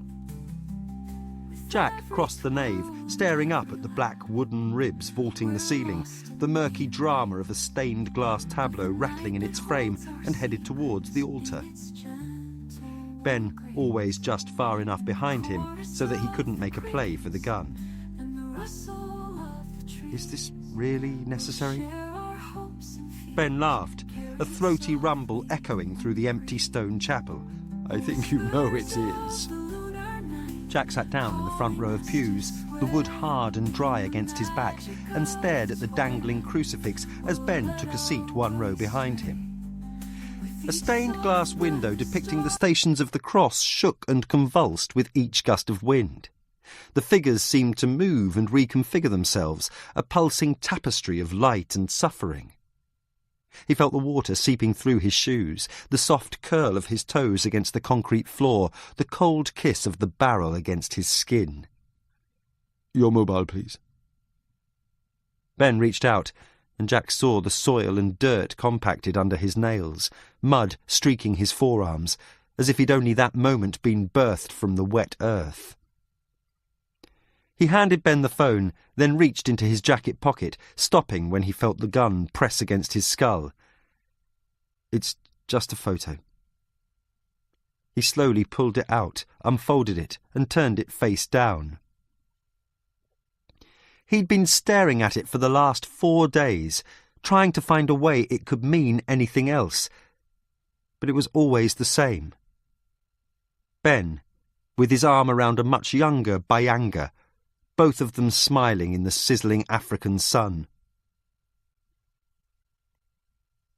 He passed the photo back and, as Ben took it, swivelled sideways, trying to turn, but his legs slid out from under, and he felt Ben's fist grab the collar of his raincoat, and then the pain, sharp and electric, the gunmetal stinging against his right temple, and the rush of the ground beneath him. Don't try that again, Jack. I'm going to have to hit you much harder next time, and it would be a shame if you were out cold. Harrigan sat with his hands on his knees, getting his breath back. The chapel reeled and span, and he closed his eyes. How the fuck do you know Bayanga? Ben's laugh brought unwelcome memory flashes, forgotten moments fading into lost years. The only reason I know him is because of you, he replied, because of one simple choice you made. The instinct to turn round was sharp and insistent, so he concentrated on the crucifix. The bewilderment on Jesus' face, the twisted limbs and dark black nails emerging like flowers from the wounded flesh. What are you talking about? The Django Road. Ben's voice was suddenly loud against Jack's ear. That fucking road. Why did you do it? Why did you take that bloody fork? The day flared bright and orange across Carrigan's vision, the heat and dusty hours scrabbling along the corrugated track, the gazelle flashing across the night. Did you hear me, Jack? Ben telling him to make a decision, any decision, David yawning in the back seat, the smell of spilt cola heavy and thick as burnt rubber. None of us knew, Ben. But it was your choice. Just like Africa was your choice. You can't be serious. 20 years he had been a detective, and he'd never suspected Ben felt like this. It was your notebook they found. You killed David when you took that road, and you walked away from it. As always, walked out of there with barely a scratch. You never once thought about what we went through. You never even asked. He knew Ben was right. Knew he'd been avoiding it like he avoided the pictures of David and the wedding photos, brittle with dust stored away in his attic. I just wanted to forget everything. The words tasted raw in his mouth. I never wanted to think about it again. Convenient, Jack. Every time I tried to bring it up, you'd put on that sour old man face of yours, and I'd know the evening was over if I continued. You thought we could just leave it behind us, chalk it up as some youthful adventure gone wrong. But the world doesn't work like that. A thing such as this has consequences. You can spend your whole life ignoring it, but one day you turn your head and realize it's been right there behind you all this time. The sound of Jack's mobile punctured the silence. Ben had placed it in one of the Bible stands, and it jumped and vibrated against the wood like a trapped insect. Ben caught him looking at it. "It won't help," he said. "No one's coming, just like no one came for us that day." What happened in the camp? Tell me what the fuck they did to you. It's not what they did. Ben pulled a quarter bottle of whiskey from his jacket and unscrewed the cap. He took a long drink and wiped his mouth with his sleeve. It's what we did.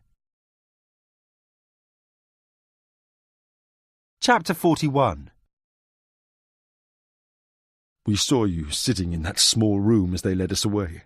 Your head was hanging down and you looked like you'd already given up. They should have been doing this face to face. They should have been doing this back at Ben's house over drinks and cigars. The urge to turn round burned through Carrigan like liquid fire, but he could feel the sharp poke of the gun's barrel against his back and the way it kept shaking as Ben's voice stumbled and faltered on the words. So he closed his eyes and listened to the chapel buzz and rattle with rain as Ben continued. They stripped us of our clothes and marched us to a cell. 30 men in a space the size of someone's bedroom. 2 metal poles stretched across the middle of the room, anchored into each wall.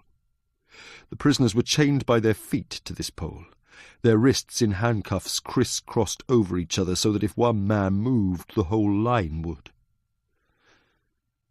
The guards found a spot for us and manacled us to the pole.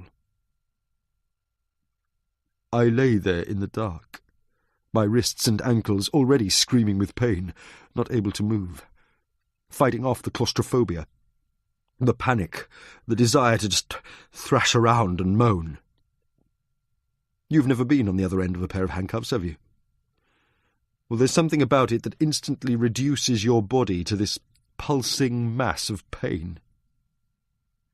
I held my breath, trying to stop myself from shaking, and listened to David mumbling the Lord's Prayer over and over. I lay awake all night thinking of what they were going to do to us in the morning. But the next day was exactly the same, except that it was light, and there was no way you could pretend you were anywhere but there. Some of the prisoners spoke in whispers among themselves, but most had given up and just lay still, eyes wide, staring at the ceiling. That second night, the guards came and unshackled David. They lifted him up. I heard him gasp as his legs finally straightened, and then they marched him off. A couple of hours they brought him back, reattached the leg and arm cuffs, and left. The following morning he seemed quieter, and I noticed a few new bruises around his neck. I tried talking to him, but he complained that he was sleepy and turned away. I spoke to the man chained next to me, but it only made things worse.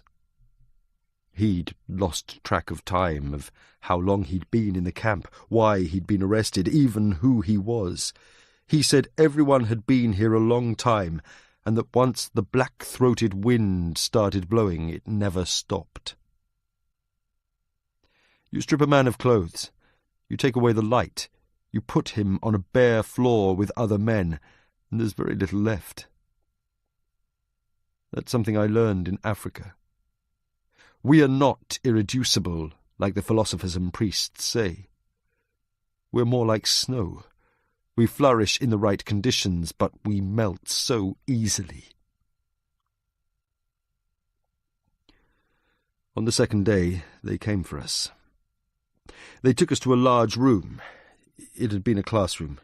You could still see the posters on the wall, small graffiti from tiny hands, the smell of chalk.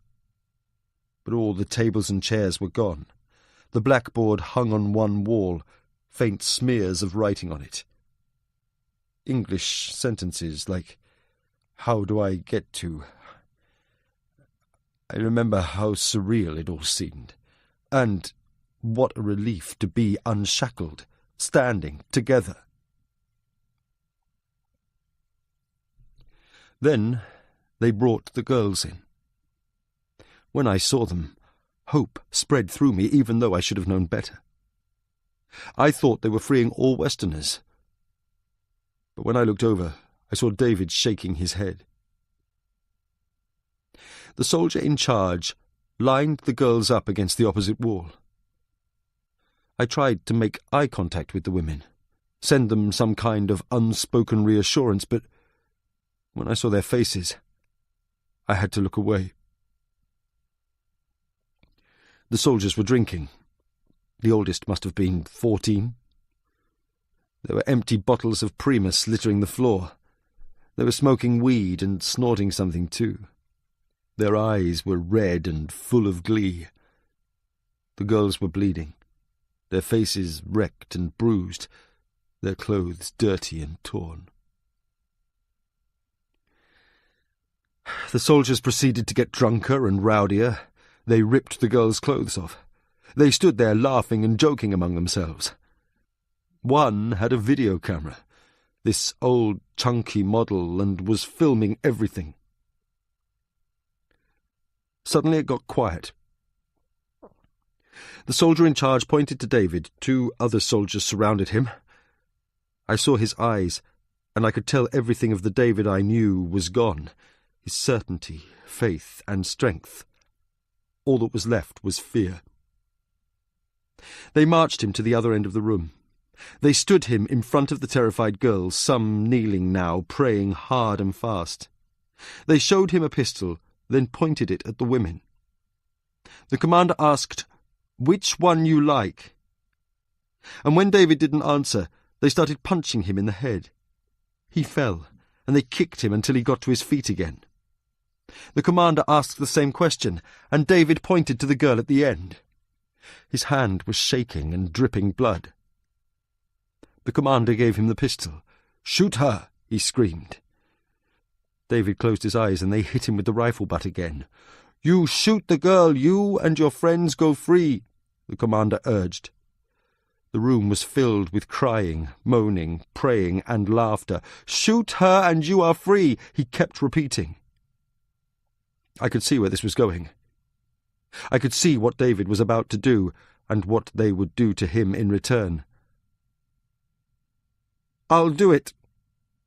I'll kill her," I screamed at the soldiers. I looked at David. He turned to me, smiled, and shook his head. The gunshot surprised the soldiers almost as much as it did me. David looked down at what he'd done, then calmly turned the gun on himself, placed the barrel in his mouth, and squeezed the trigger. A pale mist erupted out the back of his head, and his body crashed to the floor. Jesus Christ. Jack heard the words coming from his mouth, but they felt untethered, like radio signals from another room. He stared at the floor, trying to stop it from spinning. "Why the fuck didn't you tell me before?" His phone began ringing again, short, sharp trills of sound bouncing off the roof and smashing against the walls. Ben waited until it switched to voicemail. "You think you would have benefited from that knowledge, Jack? I know how you see David. It was my duty as your friend not to burden you with it. You haven't had to spend the last 20 years carrying this around. I protected you and did David's memory justice. We wouldn't have even been able to put up the gravestone if anyone had known it was suicide. And the newspaper headlines, I couldn't do that to his family." Jack shook his head. You should have told me. Yeah. And we should have gone to India. He tried to imagine what it had been like in that schoolroom, the choices Ben and David had been forced to make, but it was impossible, and he knew that ultimately every man's life was always his own. What happened after David died? Ben passed him the almost empty bottle. The soldiers all began laughing and high-fiving each other. The one with the camera came in close, kneeling down, making sure he got David's face in frame. The other soldiers stood over his body, offering each other drinks, as the room filled with the smell of David's life emptying out. The commander turned, asked me if I still wanted to kill. I shook my head, told him it doesn't matter now. He just laughed and talked with one of the soldiers, then came back over. You want to save your other friend? I looked up at him, and God help me, I nodded. He grabbed me and took me past David's body. I had some vague notion that I would turn the gun on them, but when I got there, soldiers surrounded me and I knew I would be dead before I even tried. They started screaming at me, poking me with their rifles, their voices getting louder and wilder. Then they gave me the gun. I turned to the woman at the far left. She was on her knees, praying and rocking. She looked up at me and nodded. Then she smiled. I closed my eyes and pulled the trigger. Chapter 42. Jack flashed back to the room again. Eye patch, the poster of the mountain, the piece of paper he was about to sign. All these years, he'd thought he was the one who had made the sacrifice, that it had been his actions which had freed them. David was gone. I had to save you. You were all I had left. Ben's voice quivered and cracked. The rain hissed and spat against the roof. The windows rattled and clanged in their frames. You think it was easy. You think it still is. Every fucking night I think about them. Every time I look at Susan and Penny, I see those poor girls' eyes staring back at me. When we got back, I watched the news reports. I read about their families, their hopes and fears, the dreams coaxed nightly in their chests. They became real to me when they'd been only ghosts in that room. And then the footage was leaked. You can't imagine how it felt, waiting any moment to see David's face or my face splashed across a million TV screens. Then the years of dread, fearing that one day it would show up. The past would come out of some dark hole and consume the present. I did what I could to make up for that day. I went back to university, stopped wanting to be a lawyer, and studied the region, its history and politics. I wanted to understand what had happened to us, and I discovered very quickly that it was happening to everyone in Acholi land. I began travelling back there, collecting information, rumours, lists of the dead. I did what I could, but I knew it would never be enough. Carrigan looked at his shoes, the mud and cracked leather. It's hard to see how your perfect life went so wrong. Everything goes wrong in the end, Jack. You know that. All our perfect lives unravel at some point. The world would be a very different place if things went to plan. That stupid fucking Grace. Ben let out a long stream of air, coughed into his hand, the gun shaking in his grip.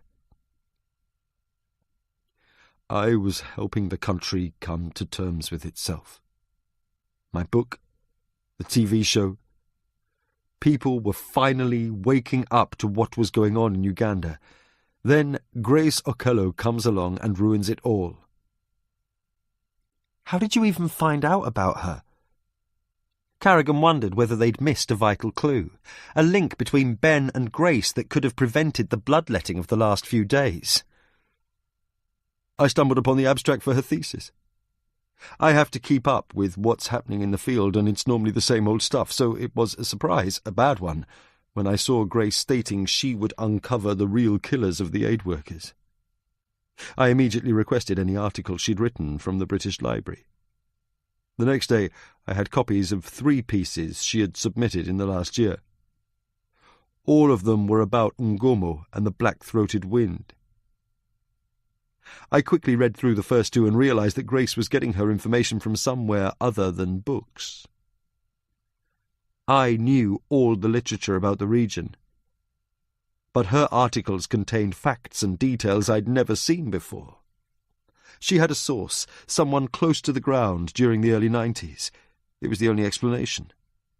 I remembered the video camera that day, the soldier taking home movies, and I knew something had to be done. It was easy for me to get her address from SOAS, and my God, when I saw where she lived, whose patch it was, I knew everything that happened was meant to have happened, and that none of us ever had a choice once you took that road. Mayanga was one of my field assistants during those research trips back to Uganda. He'd been a child soldier, kidnapped by Ngomo when he was very young, and rescued a few years later by a group of Dominicans. We'd got back in touch a couple of years ago when he first emigrated here, and he was the one I called when I finished reading Grace's articles. I told him she had a source, and that this source must have been a high-ranking lieutenant in Ngomo's army. That was enough for Bayanga, given his history with Ngomo. He was never meant to kill her. Ben was using the gun to stress and punctuate every word. It was the source I was after. Cut that off, and you solve the problem. You should have seen, Grace, Carrigan said. You should have seen what he did to her. Believe me, Jack, I never wanted that. I guess when he found out who it was, the temptation was too great for him. But filming it was a stroke of genius. The poetic justice of Ngomo seeing his daughter die the way the parents of those aid workers had, knowing that the whole world was watching. The door to the chapel crashed open, the sound like a thunder crack rippling across the nave. Jack turned round, but it was only the wind, leaves spiralling through the empty church. The gun pressed up against his skull. You think I won't shoot you? I know it's what you're counting on, but think how far I would go to protect my family. You've achieved just the opposite, Carrigan replied, his mouth dry and bitter. Ben laughed. Really? Ursula called yesterday to say she's been released without charge, and you've just brought the one piece of evidence that can link me to Bayanga. I should thank you, really. I'd forgotten it even existed. He took the photo and held it in front of him. From his other pocket he produced a lighter. Jack turned and saw the photo catch and blaze. He watched it crumple and blacken in Ben's hand, then fall to the floor. This is about protecting my family. That's all it ever was. You need to understand that. I couldn't protect David, but I will not fail my daughters. I made my decision, now it's your turn. The smell of burning chemicals filled Jack's nostrils as Ben continued. Think about it, Jack. Let Bayanga take the fall and we go back to our normal lives. Sit and drink and talk about old times every couple of weeks. And what about Grace? She was just a fucking PR woman for her war criminal father. She's just as guilty as he was. That wasn't your decision to make. Ben pushed the barrel deeper into the back of Jack's skull. Why is justice so important to you? You seem to care more about the law than you do about your friends.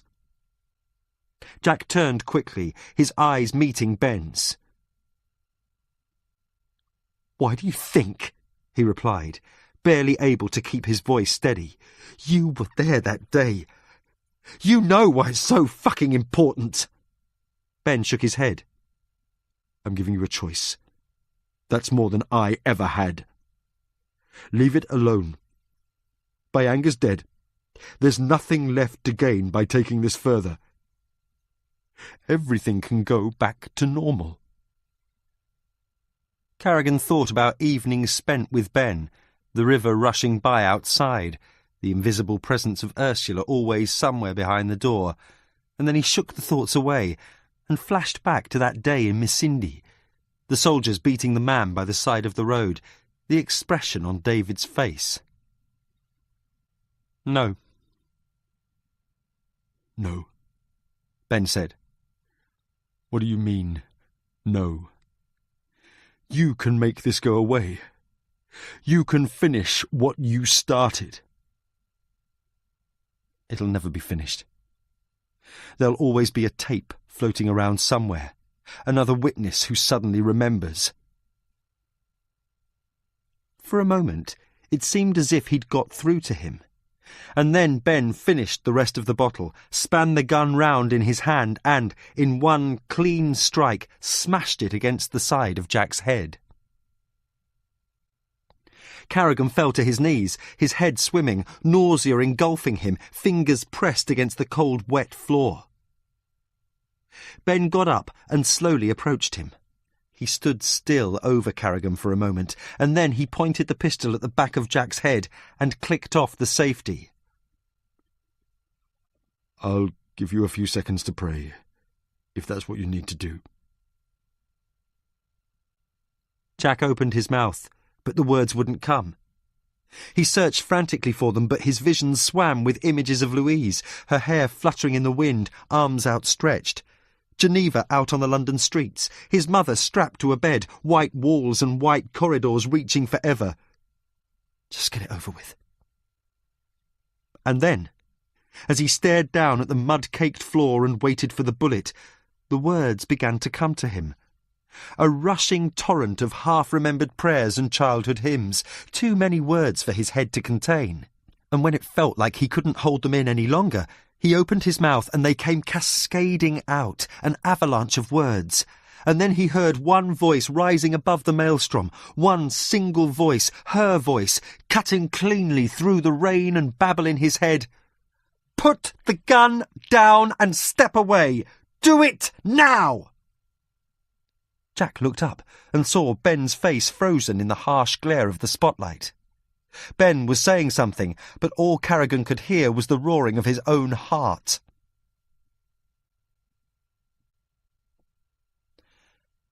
They sat on a mourner's bench outside the chapel. Geneva passed Carrigan a blanket and helped drape it around him. "How did you know I'd be here?"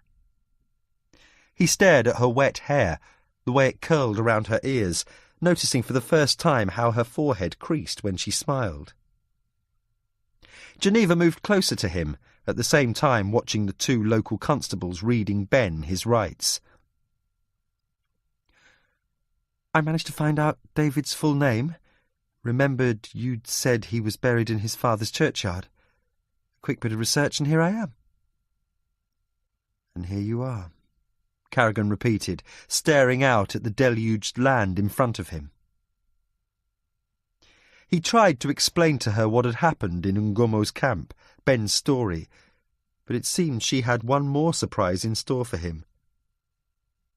"I know," she answered softly.